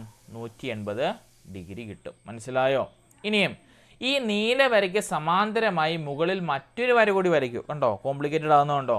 അത് നമുക്ക് ഓൾറെഡി നമ്മളിത് കണ്ടുപിടിച്ചായിരുന്നു അല്ലേ. ഇതിന് സമാന്തരമായിട്ട് മുകളിൽ മറ്റൊരു വര കൂടി വരച്ചാൽ ഓർത്തിരിക്കണം.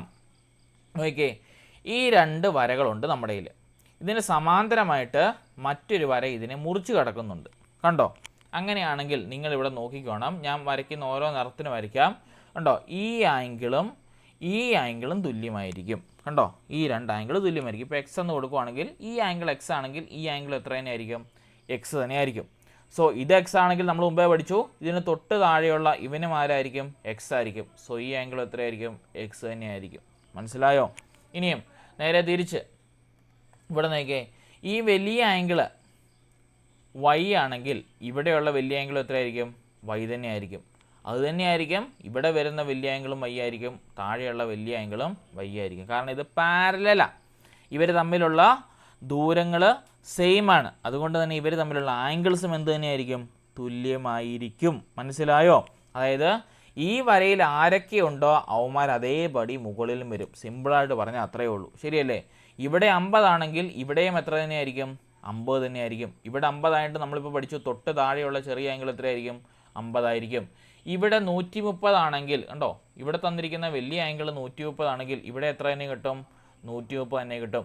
ഇവിടുത്തെ വലിയ ആംഗിൾ 130 ആയിട്ട് താഴത്തെ വലിയ ആംഗിൾ എത്രയായിരിക്കും? 130 തന്നെയായിരിക്കും. മനസ്സിലായോ? അതായത് യാതൊരു വ്യത്യാസവും വരാൻ പോകുന്നില്ല. ഇവന്മാരെ നമ്മളെ പറ്റിക്കാൻ വേണ്ടി ചെയ്യുന്നതാണ്. കാരണം ഇതൊരു പാരലൽ ലൈൻ ആയതുകൊണ്ട് അങ്ങനെ വന്നത്. മനസ്സിലായോ?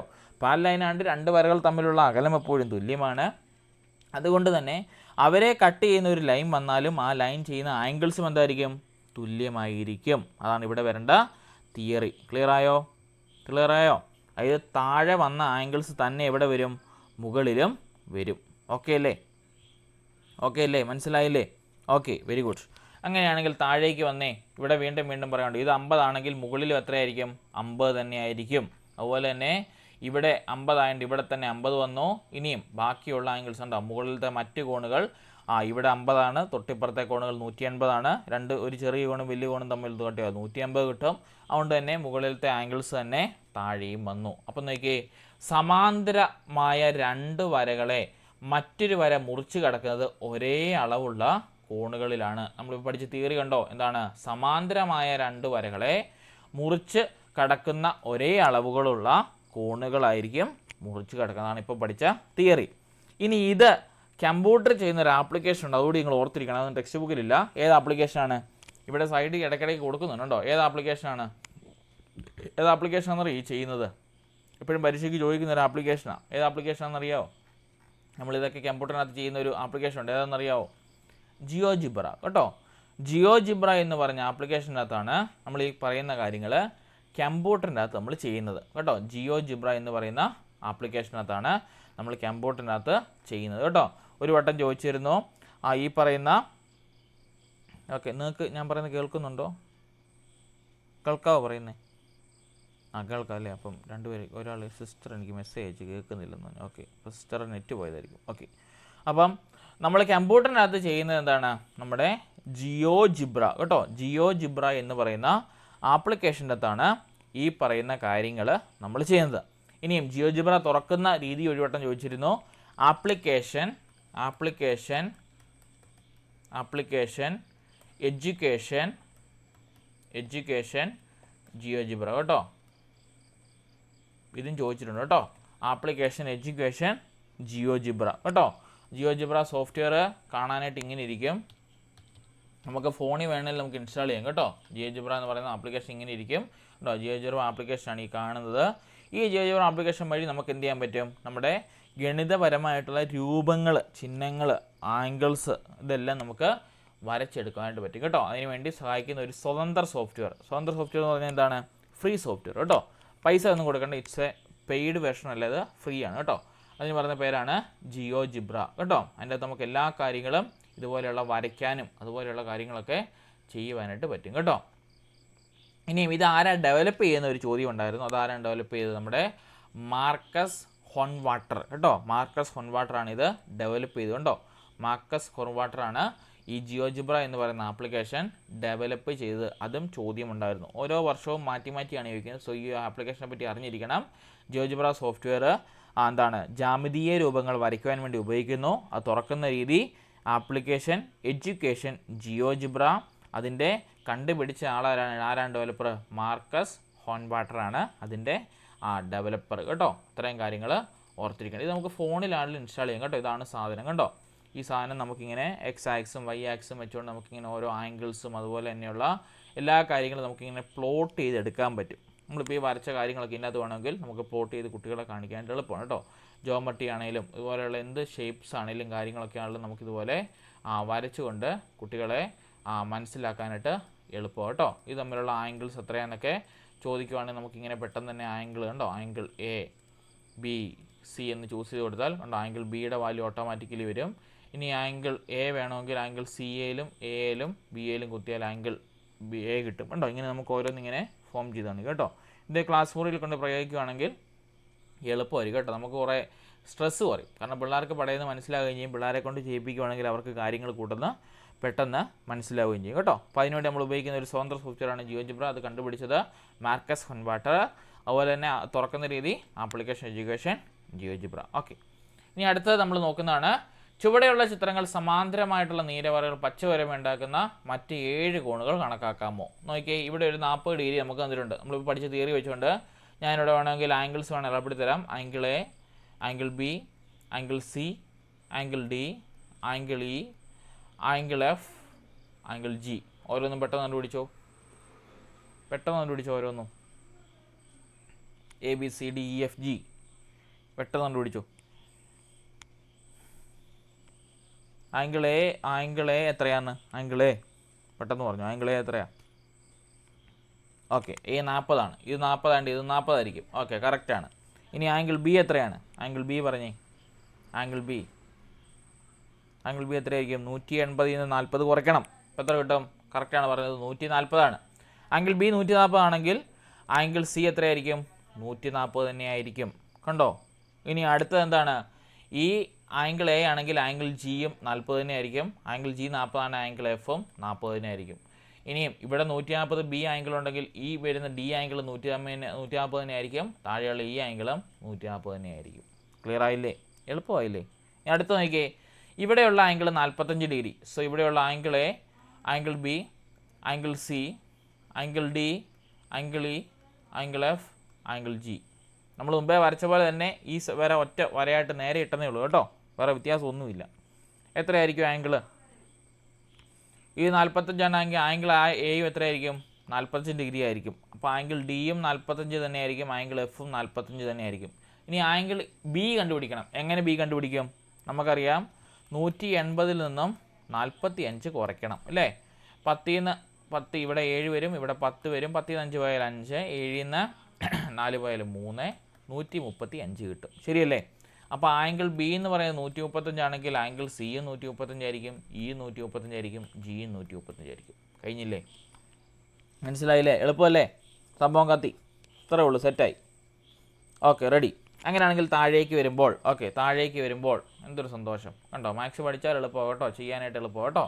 എന്നേക്ക് കോൺ പൊരുത്തങ്ങൾ നമ്മൾ പഠിച്ച കാര്യങ്ങൾ അവരൊന്നുകൂടി പറയുവാണ്. കാരണം കുഞ്ഞുങ്ങൾക്കുള്ള ടെക്സ്റ്റ് ബുക്ക് അതുകൊണ്ടാണ് വീണ്ടും പറഞ്ഞ് നമ്മളെ നിരുത്സാഹപ്പെടുന്നത്. പക്ഷേ പേടിക്കേണ്ട, വീണ്ടും പറയുവാണെങ്കിൽ നമ്മൾ പഠിച്ചില്ലായിരുന്നു ബ്രൂണറുടെ കേസിൽ ആവർത്തന പഠനം നല്ലതാണ് ഇപ്പോഴും കേട്ടോ. അപ്പം നോക്കിയേ, 2 വരകൾ മുറിച്ചു കടക്കുമ്പോഴുണ്ടാകുന്ന 4 കോണ് തമ്മിലുള്ള ബന്ധങ്ങൾ പൊതുവായി പറഞ്ഞല്ലോ. ഇതുപോലെ 2 സമാന്തര വരകളെ മറ്റൊരു വര മുറിച്ചു കടക്കുമ്പോൾ 8 കോണുകൾ തമ്മിലുള്ള ബന്ധങ്ങളെ പറ്റി പൊതുവായി എന്ത് പറയാം?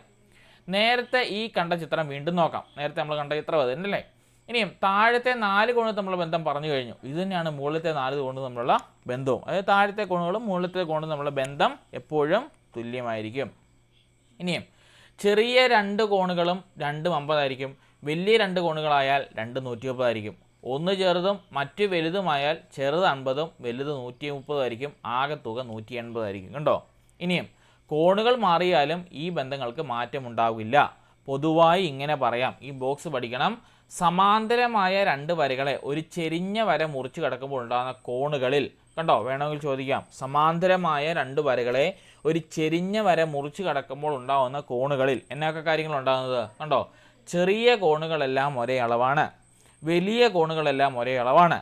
ഒരു ചെറിയ കോണും ഒരു വലിയ കോണും കൂട്ടിയാൽ 180 ആവും. മുമ്പേ പഠിച്ച തിയറി തന്നെ ഇവിടെ പറയുന്നു കണ്ടോ. ഇനിയും മുറിക്കുന്ന വര സമാന്തരങ്ങളിൽ ഒന്നിന് ലംബമായാൽ മറ്റേ വരയും ലംബമാവും. എല്ലാ കോണുകളും മട്ടമാകും. എന്ന് പറഞ്ഞാൽ എന്താണ്? ഒരു വര സമാന്തരമായിട്ട് ഇങ്ങനെ പോകുന്നു, മറ്റൊരു വര സമാന്തരമായിട്ട് ഇങ്ങനെ പോകുന്നു. പക്ഷേ ഇതിന് ഇപ്രാവശ്യം ലംബമായിട്ടാണ് വന്നത് കണ്ടോ. അതായത് നേരെയാണ് വന്നത്. ലംബം എന്ന് പറഞ്ഞാൽ നേരെ പെർപെൻഡിക്കുലറായിട്ട് വന്നതെങ്കിൽ എന്നാ പറ്റും? എല്ലാ കോണുകളും 90 ആയിരിക്കും. അവിടെ നമ്മൾ കൂടുതൽ കൂട്ടാനും കുറയ്ക്കാനൊന്നും പോകണ്ട. എല്ലാ കോണുകളും എന്തായിരിക്കും? തുല്യമായിരിക്കും. കണ്ടോ, ഈ ഒരു പോയിൻ്റാണ് ഈ അവസാനം പറയണ്ടോ. മുറിക്കുന്ന വര സമാന്തര വരയിൽ ഒന്നിന് ലംബമായാൽ മറ്റേ വരയ്ക്കും എന്തായിട്ട് മാറും? ലംബമായിട്ട് മാറും. അതുകൊണ്ട് തന്നെ എല്ലാ വരകളും എന്തായിട്ട് മാറും? കോണുകളും മട്ടമാകും. അല്ലെങ്കിൽ മട്ടക്കോണെന്ന് പറഞ്ഞാൽ എത്രയാണ്? 90 ഡിഗ്രി കേട്ടോ. അപ്പം 90 ഡിഗ്രി ആയിരിക്കും എല്ലാം വരുന്നത്. ക്ലിയർ ആയില്ലേ? ആ ബോക്സ് മൊത്തം മനസ്സിലായോ? ക്ലിയർ ആയോ? Okay, correct, ഡൗട്ടൊന്നുമില്ല. യെസ്, മനസ്സിലായോ? 4 പോയിൻ്റ് മനസ്സിലായി. വേണമെങ്കിൽ എടുത്ത് ചോദിക്കാം. സമാന്തരമായ 2 വരകളെ ഒരു ചെരിഞ്ഞ വര മുറിഞ്ഞു കടക്കുമ്പോൾ ഉണ്ടാകുന്ന കോണളവുകളിൽ തെറ്റായിട്ടുള്ള പ്രസ്താവനകൾ ഏതൊക്കെ, അല്ലെങ്കിൽ ശരിയായ പ്രസ്താവനകൾ ഏതൊക്കെ വേണമെങ്കിൽ ചോദിക്കാം. എയും ബിയും ശരി, ബിയും സിയും ശരി, എയും ഡിയും ശരി, എയും ബിയും സിയും തെറ്റ്, എയും ബിയും ഡിയും സിയും ശരി എന്നൊക്കെ പറഞ്ഞുള്ള ചോദ്യങ്ങൾ ചോദിക്കും. അവിടെ ഇരുന്ന് നക്ഷത്രം എണ്ണരുത്, നമ്മൾ പഠിച്ചതാണ്. ഒരു വര ഇങ്ങനെ വരച്ച് നോക്കിയാൽ മതി. ഒരു സമാന്തര വര വരയ്ക്കുന്നു, അതിനെ മറ്റൊരു സമാന്തര വരയ്ക്കുന്നു, രണ്ടുകൂടി മുറിച്ച് കിടക്കുന്ന വര വരയ്ക്കുന്നു. അപ്പം നോക്കിയേ, ചെറിയ കോണുകളെല്ലാം ഇവന്മാരെല്ലാം ഒരേ അളവായിരിക്കും. വലിയ കോണുകളായിട്ടുള്ള ഇവന്മാരെല്ലാം ഒരേ അളവായിരിക്കും അല്ലേ. ഇനിയും ഒരു ചെറിയ കോണും ഒരു വലിയ കോണും കൂട്ടിയാൽ സ്ട്രെയിറ്റ് ആംഗിൾ ആണ്, അതെപ്പോഴും 180 ആയിരിക്കും. ഇനിയും ഈ പറയുന്ന വര എന്താണ്? നേരെയാണ് കടന്നു പോകുന്നതെങ്കിൽ അല്ലേ, ലംബമായിട്ടാണ് കടന്നു പോകുന്നതെങ്കിൽ എല്ലാ അവന്മാരും എത്രയായിരിക്കും? 90 ഡിഗ്രി വെച്ചായിരിക്കും. ഈ 4 പോയിൻ്റ് അവിടെ നമ്മൾ പഠിച്ചുള്ളൂ. സിമ്പിളല്ലേ? മനസ്സിലാക്കി പഠിക്കാമെങ്കിൽ ഗണിതത്തിന് യാതൊരു പാടുമില്ല. ഒന്ന് മറിച്ച് നോക്കിയാൽ മതി, സംഭവം കത്തും. Okay, ready. അങ്ങനെയാണെങ്കിൽ അടുത്തവനെ നോക്കി, ഈ ഒരു ചിത്രം നോക്കുക. നോക്കിയോ? ഈ ഒരു ചിത്രം കണ്ടോ? എന്ന് പറഞ്ഞാൽ എന്താണ്? മുമ്പ് നമ്മൾ എക്സ് കണ്ടു, ഇപ്പോൾ നമ്മൾ കാണുന്ന ഇസഡ് കേട്ടോ. അങ്ങനെ നമുക്ക് ഓരോ ആൽഫബറ്റ് വെച്ച് പഠിക്കാം, അതായിരിക്കും എളുപ്പം. അതായത് എക്സിൻ്റെ കേസിൽ എന്തായിരുന്നു? നോക്കി, എക്സിൻ്റെ കേസിൽ എന്തായിരുന്നു ഞാൻ പറഞ്ഞത്? മുകളിലത്തെ ഈ കോണും താഴത്തെ ഈ കോണും തുല്യമായിരിക്കും. അതുപോലെ തന്നെ സൈഡിലുള്ള ഈ രണ്ട് കോണുകളും തുല്യമായിരിക്കും എന്നാണ് പറഞ്ഞത് അല്ലേ, ആണ് എക്സിൻ്റെ കേസ്. പക്ഷേ ഇസഡ് എന്ന് പറഞ്ഞ കേസിലേക്ക് വരുവാണെങ്കിൽ കേട്ടോ, ഇസഡ് എന്ന് പറഞ്ഞാൽ എങ്ങനെ ഇരിക്കും, ഇങ്ങനെ ഇരിക്കും, ശരിയല്ലേ. ഇസഡ് എന്ന് പറയുന്ന കേസ് വരുവാണെങ്കിൽ ഈ കോണ് കണ്ടോ, ഈ കോണ് എക്സ് എന്ന് പറയുന്ന ഈ കോണ് കണ്ടോ, ഈ കോണും താഴെയുള്ള ഈ കോൺ കണ്ടോ, ഈ കോണും തുല്യമായിരിക്കും. മനസ്സിലായോ? ഒരു ഇസഡ് നിങ്ങൾ എങ്ങനെ വേണേ വരച്ചോ. ഇപ്പോൾ ഇസഡ് ഇങ്ങനെ ആയിരിക്കുന്നതെങ്കിലോ എന്നാന്ന് ഓർക്കരുത്, ഇസഡ് ആണെന്ന് തന്നെ ഓർക്കണം കേട്ടോ. ഇത് കോണ് എക്സ് ആണെങ്കിൽ ഈ കോണും എന്തായിരിക്കും, ഇസഡ് എക്സ് തന്നെയായിരിക്കും കേട്ടോ. ഇനിയും ഇസഡ് നേരെ ഇങ്ങനെ ആയിരിക്കുന്നതെങ്കിലോ ഈ കോണും തുല്യമായിരിക്കും. കണ്ടോ, മനസ്സിലായോ? എങ്ങനെ വേണേ വരച്ചോട്ടെ, ഇസഡ് ആണോ അതിൻ്റെ അകത്ത് ഫോം ആയിരിക്കുന്നത് നോക്കുക. ആണെങ്കിൽ ആ ഇസഡ് മുറിച്ച് കിടക്കുന്ന രണ്ട് മൂലകളില്ലേ, രണ്ട് മൂലയിലേ അതിന് വരത്തുള്ളൂ. ആ രണ്ട് മൂലയിലുമുള്ള ആംഗിൾ എപ്പോഴും തുല്യമായിരിക്കും. മനസ്സിലായോ? ക്ലിയർ ആയോ? കത്തിയോ? അതായത് ഇവിടെ 45 തന്നതെങ്കിൽ ഇവിടെ എത്ര തന്നെയായിരിക്കും, 45 തന്നെ ആയിരിക്കും. സംഭവം കിട്ടിയില്ലേ? ഇതാണ് പരീക്ഷയ്ക്ക് മിക്കപ്പോഴും ചോദിക്കുന്നവൻ. കാരണം ഇവനെ നമുക്ക് അറിയത്തില്ല. ഇസഡ് വരച്ച് നോക്കുമ്പോൾ തിരിച്ച് തിരിച്ച് നോക്കുന്നു. ഇപ്പോൾ ഞാൻ വേണേൽ തല തിരിച്ച് കാണിക്കാം. കണ്ടോ തല തിരിയുമ്പോൾ ഈ ഇസഡ് കണ്ടോ എങ്ങനെ വരുന്നത്, കണ്ടോ ഇങ്ങനെ വരും. കണ്ടോ ഇങ്ങനെ വന്നാലും 45 തന്നെ അല്ലേ, നമ്മൾ ആ പടത്തെ തന്നെ ഇട്ട് ചിരിക്കുന്നത് കണ്ടോ. ഇനി ഞാൻ ഒന്നുകൂടി ചിരിക്കുക, കണ്ടോ ഈ പടം എങ്ങനെ മാറി, തിരിഞ്ഞു മാറി. കണ്ടോ എന്നാലും 45 തന്നെയാണ്. ഒന്നുകൂടി ചിരിക്കാം, കണ്ടോ വീണ്ടും അവൻ എത്ര തന്നെ കിട്ടും, 45 തന്നെ കിട്ടും. കണ്ടോ എൻ പോലെ ഇസഡ് പോലെ ഞാൻ പറഞ്ഞല്ലോ, എന്നായിട്ട് അതിനെ തോന്നിക്കരുത്, അതിന് എപ്പോഴും ഇസഡായിട്ടേ തോന്നിക്കുള്ളൂ. വീണ്ടും നമ്മൾ പറഞ്ഞല്ലോ നേരെ വന്നു. അപ്പോൾ ഞാൻ കൊണ്ട് തിരിച്ചും മറിച്ചും എല്ലാം ഇട്ട് കാണിക്കുന്നു കേട്ടോ. സ്കൂളിലാണെങ്കിലും ഇങ്ങനെ തിരിച്ചും മറിച്ചും എല്ലാം പ്രൊജക്ടർ ഇട്ട് കാണിക്കുമ്പോൾ പിള്ളേർക്ക് ഐഡിയ കിട്ടും. കാരണം തിരിച്ച് നോക്കിയാലും ക്വസ്റ്റ്യൻ പേപ്പർ തിരിച്ച് നോക്കണം, മറിച്ച് നോക്കണം എന്നൊക്കെയുള്ള ചിന്താഗതി പിള്ളേർക്ക് വരും. അപ്പം നോക്കിയേ, ഇസഡ് പോലെ എഴുതുവാണെങ്കിൽ അത് തമ്മിലുള്ള രണ്ട് കോണുകൾ എന്തായിരിക്കും, തുല്യമായിരിക്കും. നോക്കിയേ, മുകളിലത്തെയും താഴത്തെയും വരകൾ സമാന്തരമാണ്. കണ്ടോ ഇവർ തിയറിയിലേക്ക് വരുവാണ്. അതായത് ഈ പോകുന്ന ഈ വഴിയും എന്താണ്, സമാന്തരമാണ്. ശരിയല്ലേ? രണ്ടും കൂട്ടിമുട്ടാൻ സാധ്യതയുണ്ടോ? ഒരിക്കലുമില്ല. കോണുകളെല്ലാം വ്യക്തമാക്കാൻ വരകൾ നീട്ടി വരച്ചതായി സങ്കല്പിക്കുക. അതായത് ഈ പറയുന്ന വരയെ നമ്മൾ നീട്ടി വരച്ചു എന്ന് പറഞ്ഞാൽ എന്താ ഉദ്ദേശിക്കുന്നത്, ഇവനെ ഇങ്ങോട്ട് വരച്ചു, ഇതിനെ ഇങ്ങോട്ട് വരച്ചു, ഇതിനെ ഇങ്ങോട്ട് വരച്ചു, നീട്ടി വരച്ചു. ഇപ്പം എന്ത് പടവായി, ഇപ്പം ഏത് പടവായി നോക്കിക്കേ, ഏത് പടവായി, നമ്മൾ ആദ്യം പഠിച്ച പടവായില്ലേ, ഈ പടവായില്ലേ. കണ്ടോ ഈ പടവായില്ലേ, നമ്മൾ പഠിച്ച ഈ പടവായില്ലേ. ഈ പടത്തിൽ എത്ര മാത്രമേ നമ്മൾ എടുത്തിട്ടുള്ളൂ, ഉണ്ടോ ഇങ്ങനൊരു ഭാഗം മാത്രമേ നമ്മളിപ്പം എടുത്തിട്ടുള്ളൂ. കണ്ടോ മനസ്സിലായോ? സംഭവം വന്നത് മനസ്സിലായോ? അതായത് നമ്മൾ ആദ്യം സമാന്തര വരകളെ മുറിച്ച് കിടക്കുന്ന രണ്ട് വരകളെന്ന് പഠിച്ചില്ലേ. അപ്പോൾ നമ്മൾ കണ്ടില്ലായിരുന്നോ, ഇങ്ങനെ വരുന്ന വരകൾ മുകളിലുള്ളതും താഴെയുള്ള ആംഗിൾസ് എല്ലാം തുല്യമാണെന്ന് പറഞ്ഞു. ഇപ്പോൾ ഈ ചുമല വരച്ചിരിക്കുന്ന മാത്രം നോക്കിയേ, ഇപ്പം തന്ന പടം ഇതുപോലൊരു ഇസഡ് അല്ലേ. ഇസഡ് ആകുമ്പോൾ നോക്കിയേ, ഈ വര 50 ആണെങ്കിൽ ഈ വര എത്ര തന്നെയായിരിക്കും, 50 ആയിരിക്കും. കണ്ടോ അതിലേക്ക് കൊണ്ടുവരാനായിട്ട് വന്ന ട്രിക്കാണ് അത്. അപ്പം ഇങ്ങനെ നീട്ടി വരച്ച് നോക്കുവാണെങ്കിൽ ഇവിടെ 45 ആണെങ്കിൽ അപ്പോൾ പിള്ളേർ പറയും, ആ സാറേ ഇത് നമ്മൾ മുമ്പേ പഠിച്ച സാധനം, കഴിഞ്ഞ ക്ലാസ്സിൽ നമ്മൾ പഠിച്ച കാര്യം, അപ്പോൾ ഇത് എത്ര ആയിരിക്കും, 45 തന്നെ ആയിരിക്കും. അപ്പോൾ പിള്ളേരെല്ലാം പറയും ഇത് 45, ഇത് 45, ഇത് 45, ഇത് 135, 135, 135, 135 എന്ന് പറഞ്ഞ് പിള്ളേർ ആക്രാന്തത്തോടെ പറയും. എന്ന് പറഞ്ഞ പോലെ നിങ്ങളും പറയുമെന്ന് എനിക്കറിയാം. പക്ഷേ ഇതല്ല ഇവിടെ വേണ്ടത്, നമുക്ക് വേണ്ടതല്ല. കാറ്റഗറിയെ സംബന്ധിച്ച് ടീച്ചേഴ്സായി നമ്മളെ സംബന്ധിച്ച് ഇതല്ല വേണ്ടത്. ഈ തിയറി നമ്മൾ ഓൾറെഡി പഠിച്ചതാണ്. ഇതുമായിട്ട് ബന്ധപ്പെടുന്ന ക്വസ്റ്റ്യൻസ് വരും. നോക്കിയേ, അപ്പോൾ മുകളിലും താഴെയുമുള്ള സമാന്തര വരകളെ ചെരിഞ്ഞ വര മുറിച്ച് കിടക്കുന്ന കോണുകളിൽ ചെറിയ രണ്ടെണ്ണമാണ് ചിത്രത്തിലെ ആദ്യ ചിത്രത്തിലെ കോണുകൾ എന്ന് പറയാം. അതിനാൽ അവയ്ക്കൊരേ അളവാണ്. ഇവിടെ താഴെ പറയുന്നുണ്ടോ, സ്ഥാനവും കോണും. ഈ ബോക്സിലുള്ള കാര്യത്തിൽ നോക്കണം. കറസ്പോണ്ടിങ് ആംഗിൾ എന്ന് പറഞ്ഞ കോൺസെപ്റ്റിലേക്ക് വരിക. കണ്ടോ, രണ്ട് സമാന്തര വരകളെ മറ്റൊരു വര മുറിച്ച് കിടക്കുമ്പോൾ ഉണ്ടാകുന്ന കോണുകളെ അവയുടെ സ്ഥാനങ്ങൾക്കനുസരിച്ച് ഇനം തിരിക്കാം. വരകളുടെ ഒരേ സ്ഥാനത്ത് വരുന്ന ജോഡികളാണ് ചുവടെയുള്ള ചിത്രങ്ങൾ. കണ്ടോ, മുകളിലെ വലത്, താഴെ വലത്. നമ്മൾ പറഞ്ഞ കാര്യങ്ങൾ തന്നെ. മുകളിലെ ഇടതുവശം, മുകളിലത്തെ ഇടതുവശം, താഴത്തെ ഇടത്ത്. അപ്പം ഒരേ ജോഡിയെയും സമാന കോണുകൾ അഥവാ കറസ്പോണ്ടിങ് ആംഗിൾ എന്നാണ് പറയുന്നത്. ഒരേ ജോഡിയിലെയും കോണുകൾക്കെല്ലാം എന്തായിരിക്കും, ഒരേ ആംഗിൾ ആയിരിക്കും. അതായത് ഇതിന് പറയുന്ന പേരാണ് കറസ്പോണ്ടിങ് ആംഗിൾ. ഒരേ ജോഡിയിലെയുമുള്ള സമാന കോണുകൾക്ക് പറയുന്ന പേരാണ് കറസ്പോണ്ടിങ് ആംഗിൾ. അപ്പോൾ എവിടെയെങ്കിലും കറസ്പോണ്ടിങ് ആംഗിൾസ് ആർ ഈക്വൽ എന്ന് പറയാൻ എന്താണ്, മുകളിലെയും താഴെയുള്ളതുമായി തുല്യമാണെന്ന് അർത്ഥം കേട്ടോ. താഴോട്ട് പോകുമ്പോൾ ഇനിയും കാണും കറസ്പോണ്ടിങ് ആംഗിളെങ്കിൽ സമാന്തര കോണുകൾ തുല്യമാണെന്ന് നേരത്തെ കണ്ടല്ലോ എന്നൊരു കോട്ട് പറഞ്ഞാൽ അവിടെ ഓർത്തോണം, അതെപ്പോഴും തുല്യമാണ് കേട്ടോ. ഓക്കെ, ഇനി താഴേക്ക് വരാം. നോക്കിയേ, അതായത് മുകളിലത്തെ കോണുകൾ 45, താഴത്തെ കോണുകളും 45. ഞാൻ പറഞ്ഞില്ല, അതിനെ തിരിച്ചും മറിച്ചും എല്ലാം ഇട്ട് കാണിച്ചില്ലേ. എങ്ങനെ മാറിയാലും ഇവിടെ 40 ആണെങ്കിൽ ഇവിടെ എത്രയായിരിക്കും, ഇവിടെയും 40 തന്നെയായിരിക്കും. ഇനി മറ്റേ കോൺ എത്രയാണെന്ന് കണ്ടുപിടിക്കണം. നോക്കിക്കേ, ഇത് ആദ്യത്തെ ചിത്രമല്ലേ, അല്പം മാറ്റി ഒന്ന് കറക്കി വെച്ചതല്ലേ, മറ്റേ കോൺ എത്രയാണ്, അത് തിരിച്ചും മറിച്ചും എല്ലാം നമ്മളോട് ചോദിച്ചെന്നിരിക്കും. അപ്പോഴെന്താണ്, കോണിന് യാതൊരു മാറ്റവും ഇല്ല, പടത്തെ എടുത്ത് തല തിരിച്ചെന്നേ ഉള്ളൂ, നമ്മുടെ തല തിരിഞ്ഞു പോകാതെ നോക്കണം.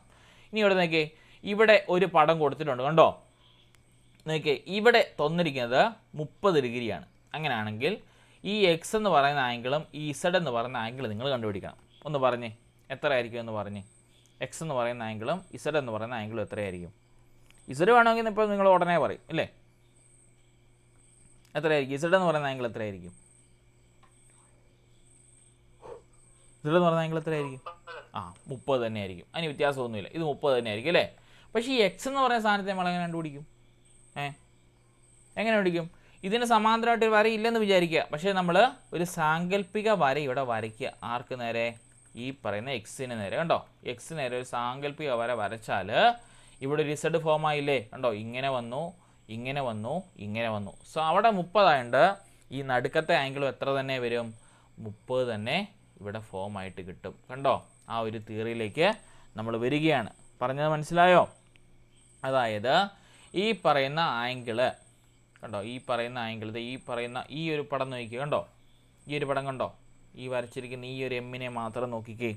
ഇവിടെ നമുക്ക് കിട്ടി 30 നമുക്ക് കിട്ടി, ശരിയല്ലേ? അതുകൊണ്ട് ജസ്റ്റ് ഓപ്പോസിറ്റുള്ള നമ്മൾ പഠിച്ച ഇസഡ് തിയറി വെച്ചുകൊണ്ട് ഇവിടെ എത്രയായിരിക്കും വരേണ്ടത്? 30 ആയിരിക്കും വരേണ്ടത്, ഒരേപോലെ ആണെങ്കിലും ഉണ്ട്. ഇനി നടുക്കത്തെ ആംഗിൾ നമുക്കറിയത്തില്ല, എന്ത് ചെയ്യണം? ഒരു കറസ്പോണ്ടിങ് ആയിട്ട് ഒരു ഇമാജിനറി ലൈൻ നമ്മൾ ഇതിലേ വരച്ചു. ഇമാജിനറി ലൈൻ വരയ്ക്കുമ്പോൾ വീണ്ടും നമുക്കൊരു ഇസഡ് നമുക്ക് ഫോം ആവും അല്ലേ. എങ്ങനെ കിട്ടും? നോക്കിയേ, ഇങ്ങനെ വന്നു, ഞാൻ വേണം തിരിച്ചിട്ട് കാണിച്ചു തരാം നിങ്ങളുടെ മനസ്സിലാക്കാനായിട്ട്. കണ്ടോ, ഒരു ഇമാജിനറി ലൈൻ വരയ്ക്കുമ്പോൾ ഓക്കെ, നോക്കിയേ ഒരു ഇസഡ് എങ്ങനെ ഫോം ആവും? കണ്ടോ, ഇങ്ങനെ വരച്ചു, ഇങ്ങനെ വരച്ചു, ഇങ്ങനെ വരച്ചു. കണ്ടോ, ഇമാജിനറി ലൈനിൽ കൂടി ഒരു ഇസഡ് പോയ കണ്ടോ. അപ്പം ഇത് 30 ആണെങ്കിൽ ഇവനും എത്ര തന്നെയായിരിക്കും? 30 ആയിരിക്കും. അസഡ് അടുത്ത ഇസഡിന് നമുക്ക് എങ്ങനെ വരയ്ക്കാം? നേരെ തലതിരിച്ച് വരച്ചേ. കണ്ടോ, ഇങ്ങനെ വന്നു, ഇങ്ങനെ വന്നു, ഇങ്ങനെ പോയി. അപ്പോൾ ഇവിടെ 30 ആകുമ്പം ഇവിടെ എത്ര തന്നെയായിരിക്കും? 30 തന്നെയായിരിക്കും. അപ്പം നടുക്കത്തെ ആംഗിള് 30ഉം 30ഉം തമ്മിൽ കൂട്ടണം, എത്ര കിട്ടും നമുക്ക്? 60 കിട്ടും. മനസ്സിലായോ? കത്തിയോ സംഭവം എന്നാന്ന്? തലക്കകത്ത് കയറിയോ? അതായത് 2 ഇസഡ് വരുന്ന ഒരേപോലെ, അത്രയും ഓർത്താൽ മതി അല്ലേ. 2 ഇസഡിനെ വരച്ച് വെച്ചേ ഉള്ളൂ ഇവിടെ, നമ്മളെ കൺഫ്യൂഷൻ ആക്കാനായിട്ട്. കണ്ടോ, ഒരു ഇസഡ് ഇങ്ങനെ വരച്ചു, അതിനെ കൂട്ടി തന്നെ ഒരു ഇസഡ് മറ്റേതായിട്ട് വരച്ചു. അപ്പം ഒരു ആംഗിൾ 30 ആണെങ്കിൽ തൊട്ടിപ്പുറത്തെ ആംഗിൾ എത്രയായിരിക്കും? 30 തന്നെ ആയിരിക്കും. നടുക്കത്തെ ആംഗിൾ 2 കൂടി കൂട്ടുന്നതായിരിക്കും. അങ്ങനെയാണെങ്കിൽ ഇതൊന്നും ചെയ്യണേ, ഇത് 30 നിങ്ങൾ വിചാരിക്കേണ്ട. ഓക്കെ, ഇത് നിങ്ങളൊരു 50 ആണെന്ന് വിചാരിക്കുക കേട്ടോ. ഇത് 50 ആണെങ്കിൽ എനിക്ക് ഈ പറയുന്ന ആംഗിൾ എക്സും ഇത് മൊത്തത്തിലുള്ള ആംഗിൾ വൈയും എനിക്ക് തരണം. പെട്ടെന്ന് കണ്ടുപിടിച്ചേ.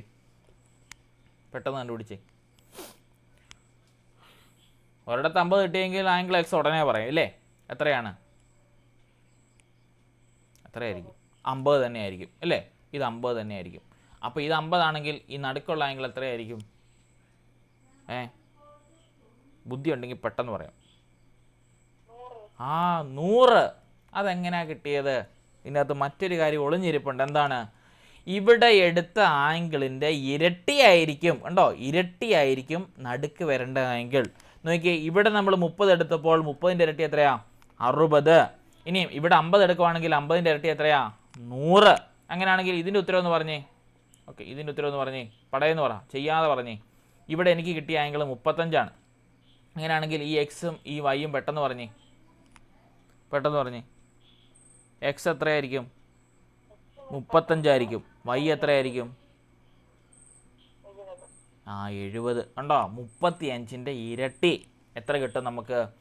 70 കിട്ടും. കണ്ടോ, മനസ്സിലായോ എങ്ങനെയാ 70 വന്നത്? 2 ഇസഡ് അവിടെ ഒരു ഇമാജിനറി ലൈൻ നമ്മൾ വരയ്ക്കണം, അല്ലെങ്കിൽ ഒരു സാങ്കല്പിക വര നമ്മൾ വരയ്ക്കണം. അപ്പോൾ നമുക്കൊരു 2 ഇസഡ് ഫോം ആവും. നമ്മൾ പഠിച്ചു ഇവിടെ 35 ആണെങ്കിൽ ഇവിടെ 35 ആയിരിക്കും. ഇവിടെ 35 ആകുമ്പോൾ ഇവിടെ നമുക്ക് 35 കിട്ടും. സോ 35 നമുക്ക് 70 നമുക്ക് നടുക്ക് കിട്ടും. ക്ലിയർ ആയോ? ഇത്രയും കാര്യം ക്ലിയർ ആയോ? കിട്ടിയോ? Okay, very good. അങ്ങനെയാണെങ്കിൽ ഇവിടെ 2-3 കാര്യങ്ങൾ വീണ്ടും പറയുന്നുണ്ട് കേട്ടോ. ഓൾട്ടർനേറ്റ് ആംഗിൾ കണ്ടോ, എതിർ സ്ഥാനങ്ങൾ. 2 സമാന്തര വരകളെ മറ്റൊരു വര മുറിച്ചു കിടക്കുമ്പോൾ ഉണ്ടാകുന്ന കോണുകളിൽ എതിർ സ്ഥാനത്ത് വരുന്ന ജോഡികളാണ് ചുവടെയുള്ളത്. അതായത് എതിർ സ്ഥാനം എന്ന് പറഞ്ഞാൽ ഓപ്പോസിറ്റ് വരണം.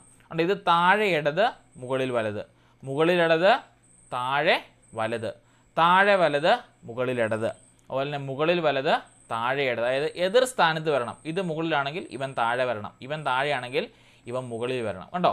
അങ്ങനെ എതിർ സ്ഥാനത്തുള്ളവരെ പറയുന്ന പേരാണ് മറുകോണുകൾ, അതായത് ഓൾട്ടർനേറ്റ് ആംഗിൾസ് എന്ന് പറയും. മുമ്പേ കണ്ടത് കറസ്പോണ്ടിങ് ആംഗിൾ, ഇപ്പം നമ്മൾ കണ്ടത് ഓൾട്ടർനേറ്റ് ആംഗിൾ. ഇനിയും ഓൾട്ടർനേറ്റ് ആംഗിൾ എപ്പോഴും എന്തായിരിക്കും? തുല്യമായിരിക്കും. കണ്ടോ? മുമ്പേ നമ്മൾ കണ്ടു കറസ്പോണ്ടിങ് ആംഗിൾ എന്താണ്? തുല്യമായിരിക്കും. ഇപ്പം നമ്മൾ കണ്ടു ഓൾട്ടർനേറ്റ് ആംഗിൾ അതുപോലെ തന്നെ എന്തായിരിക്കും? തുല്യമായിരിക്കും. ഓൾട്ടർനേറ്റ് ആംഗിൾ എന്ന് പറഞ്ഞാൽ എന്താണ്? മുകളിലത്തെയും താഴത്തെയും കോണുകൾ, അതായത് മുകളിൽ വലത് പറഞ്ഞാൽ താഴെ ഇടത് വരണം, അതായത് ഓൾട്ടർനേറ്റ് ആയിട്ട് വരണം, അതായത് തല തിരിഞ്ഞ് വരണമെന്ന് അർത്ഥം. ഉണ്ടോ? അതായത് എതിർ സ്ഥാനങ്ങളിൽ വരണമെന്നർത്ഥം. ഇങ്ങനെ പല വാക്കി പറയും. അപ്പം എതിർ സ്ഥാനങ്ങളിൽ വരുന്ന മറുകോണുകൾക്ക് പറയുന്ന കോണുകളാണ് ഓൾട്ടർനേറ്റ് ആംഗിൾ, അവരും തുല്യമായിരിക്കും. അപ്പോൾ മുമ്പേ കണ്ടു corresponding angles are equal, also alternate angles are equal. ഇനി ഇവിടെ മറ്റൊരു കാര്യം പറയുന്നുണ്ടോ? അകത്തും പുറത്തും. ഉണ്ടോ? അകത്ത് വലത്തും പുറത്ത് വലതും, അകത്ത് ഇടതും പുറത്ത് ഇടതും, പുറത്ത് വലതും പുറത്ത് ഇടതും, പുറത്ത് ഇടതും പുറത്ത് വലതും. അങ്ങനെയാണെങ്കിൽ ഇവർ തമ്മിലുള്ള തിയറി എന്തായിരിക്കും? ഇവരാണ് കോ എക്സ്റ്റീരിയർ ആംഗിൾ. കണ്ടോ? കോ എക്സ്റ്റീരിയർ ആംഗിൾ ആയിരിക്കും. അതുപോലെ തന്നെ കോ ഇൻറ്റീരിയർ ആംഗിൾ. എക്സ്റ്റീരിയർ എന്ന് പറഞ്ഞാൽ പുറത്ത്, ഇൻറ്റീരിയർ എന്ന് പറഞ്ഞാൽ അകത്ത്. അപ്പം ഇവർക്ക് പറയുന്ന പേരാണ് കോ എക്സ്റ്റീരിയർ ആംഗിൾ, അതുപോലെ തന്നെ കോ ഇൻറ്റീരിയർ ആംഗിൾ. മലയാളത്തിൽ പറഞ്ഞാൽ ആന്തര സഹകോണുകളും ബാഹ്യ സഹകോണുകളും. ഇവർ തമ്മിൽ എന്തായിരിക്കും ബന്ധം? അതായത് ഈ ഒരു കോണും ഈ ഒരു കോണും നമ്മൾ ബന്ധം എന്നായിരിക്കും? അതായത് ഇവിടെ വന്നാൽ എന്തായിരിക്കും? ഇവന്മാർ തമ്മിൽ 180 ഡിഗ്രി ആയിരിക്കും. മനസ്സിലായോ? ഉണ്ട്. ഇവർ തമ്മിലുള്ള തുക എപ്പോഴും 180 ആയിരിക്കും. അപ്പം 3 കാര്യങ്ങൾ പഠിച്ചു. കറസ്പോണ്ടിങ് ആംഗിൾ തുല്യമായിരിക്കും, ഓൾട്ടർനേറ്റ് ആംഗിൾ തുല്യമായിരിക്കും, കോ എക്സ്റ്റീരിയർ ആംഗിൾ 180 ആയിരിക്കും, കോ ഇൻറ്റീരിയർ ആംഗിളും 180 ആയിരിക്കും. കിട്ടിയോ? 4 കാര്യങ്ങൾ ബോക്സിൽ പറയുന്ന കാര്യങ്ങൾ പ്രത്യേകം നോക്കണം കേട്ടോ. കിട്ടിയില്ലേ? ഓൾട്ടർനേറ്റ് ആംഗിൾ തുല്യമായിരിക്കും, കറസ്പോണ്ടിങ് ആംഗിൾ തുല്യമായിരിക്കും, കോ എക്സ്റ്റീരിയറും കോ ഇൻറ്റീരിയറും 180 ഡിഗ്രി ആയിരിക്കും. കിട്ടിയില്ലേ? ഓക്കെ. അങ്ങനെയാണെങ്കിൽ ഒരു കാര്യം പറഞ്ഞിട്ട് ഞാൻ നിർത്താം, കാരണം എല്ലാവരും പറയുന്നത് നിങ്ങൾക്ക് വട്ടായി പോവും. നോക്കിയേ, ഇവിടെ ചുവടെയുള്ള സാമാന്തരികത്തിൻ്റെ മറ്റു കോണുകൾ കണക്കാക്കാമോ? ഞാൻ മുമ്പേ പറഞ്ഞു തന്നാ ഓർക്കുന്നുണ്ടോ? തുടക്കത്തിൽ ഞാൻ പറഞ്ഞായിരുന്നു, ഇത് 55 ആണെങ്കിൽ ഇവിടെ എത്രയായിരിക്കും വരേണ്ടത്? ഇവിടെ എത്രയായിരിക്കും വരേണ്ടത്? 55 തന്നെയായിരിക്കും വരേണ്ടത്. ശരിയല്ലേ? ഇനി നമ്മൾ കണ്ടു ഇവന്മാർ തമ്മിലുള്ള എതിർവശങ്ങൾ തമ്മിൽ എത്രയായിരിക്കണം? 180 ആയിരിക്കണം അല്ലേ? 180 ആയിരിക്കണം. അപ്പം ഇത് 55 ആണെങ്കിൽ ഇത് എന്ത് ചെയ്യണം? 180 നിന്നും 55 കുറയ്ക്കണം. എത്ര കിട്ടും നമുക്ക്? 0-5 പോയാൽ 10-5 പോയാൽ 5, 7-5 പോയാൽ 2, 1. ഇത് വരേണ്ടത് 125. അപ്പോൾ ഈ 125 ആണെങ്കിൽ ഇത് എത്രയായിരിക്കും? 125 ആയിരിക്കും. മനസ്സിലായോ? കിട്ടിയില്ലേ? ഇനി ഇതിനെ ഇവിടെ പറയുന്നത് എങ്ങനെ? ഇത് വലുതാക്കി വരച്ച് നോക്കാം. ഇങ്ങനെ വരയ്ക്കുക, ഇങ്ങനെ വരയ്ക്കുക, ഇങ്ങനെ വരയ്ക്കുക, ഇങ്ങനെ വരയ്ക്കുക, ഇങ്ങനെ വരയ്ക്കുക, ഇങ്ങനെ വരയ്ക്കുക, ഇങ്ങനെ വരയ്ക്കുക. കണ്ടോ? നമ്മൾ പഠിച്ച തിയറി വന്നുണ്ടോ? ഇത് 55 ആണ്, ഇത് 55, ഇത് 125, അപ്പോൾ ഇത് 125, ഇത് 55, ഇത് 55, ഇത് 55, 125, 125, 125, 55, 55, 125, 125, സോറി 55, ഇത് 125. കണ്ടോ? കണ്ടോ? ഈ സംഭവത്തെ മുൻനിർത്തിയാണ് ഈ പാഠങ്ങൾ മൊത്തം പോകുന്നത്. കണ്ടോ? ഇനിയും താഴേക്ക് വരുമ്പോൾ ഈ ഒരു കാര്യം പറഞ്ഞ് നിർത്തുക കേട്ടോ.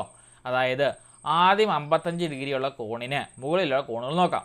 ഇത് കണക്കാക്കിയ മുകളിലെയും താഴത്തെയും വശങ്ങളായ സമാന്തരങ്ങളെ ഇടതുവശം മുറിച്ച് കേൾക്കുന്ന കോണുകൾ നോക്കാം. അപ്പോൾ നമ്മൾ ഇസഡ് എവിടുന്ന് മുറിച്ചെടുത്ത പോലെ തന്നെ ഈ വലിയ കോണുകൾ വരച്ചാൽ ഈ നടുക്കുള്ള ഈ ഒരു പാർട്ടിനെ മാത്രം മുറിച്ചെടുത്താൽ നമുക്ക് കിട്ടി ഒരു സാമാന്തരികം. അപ്പോൾ സാമാന്തരികത്തിൻ്റെ അകത്തുള്ള കോണുകൾ എത്രയായിരിക്കും? 180 ഡിഗ്രിയിൽ നിന്ന് 55 കുറച്ചാൽ മതി. നമുക്ക് ഇവിടെയുള്ള ആംഗിൾ കിട്ടും 125. ഇത് 125 ആകുന്നതുകൊണ്ട് ഇത് എത്രയായിരിക്കും? 125 ആയിരിക്കും. ഇത് 55 ആയതുകൊണ്ട് ഇത് എത്രയായിരിക്കും? 55 തന്നെ ആയിരിക്കും. മനസ്സിലായില്ലേ?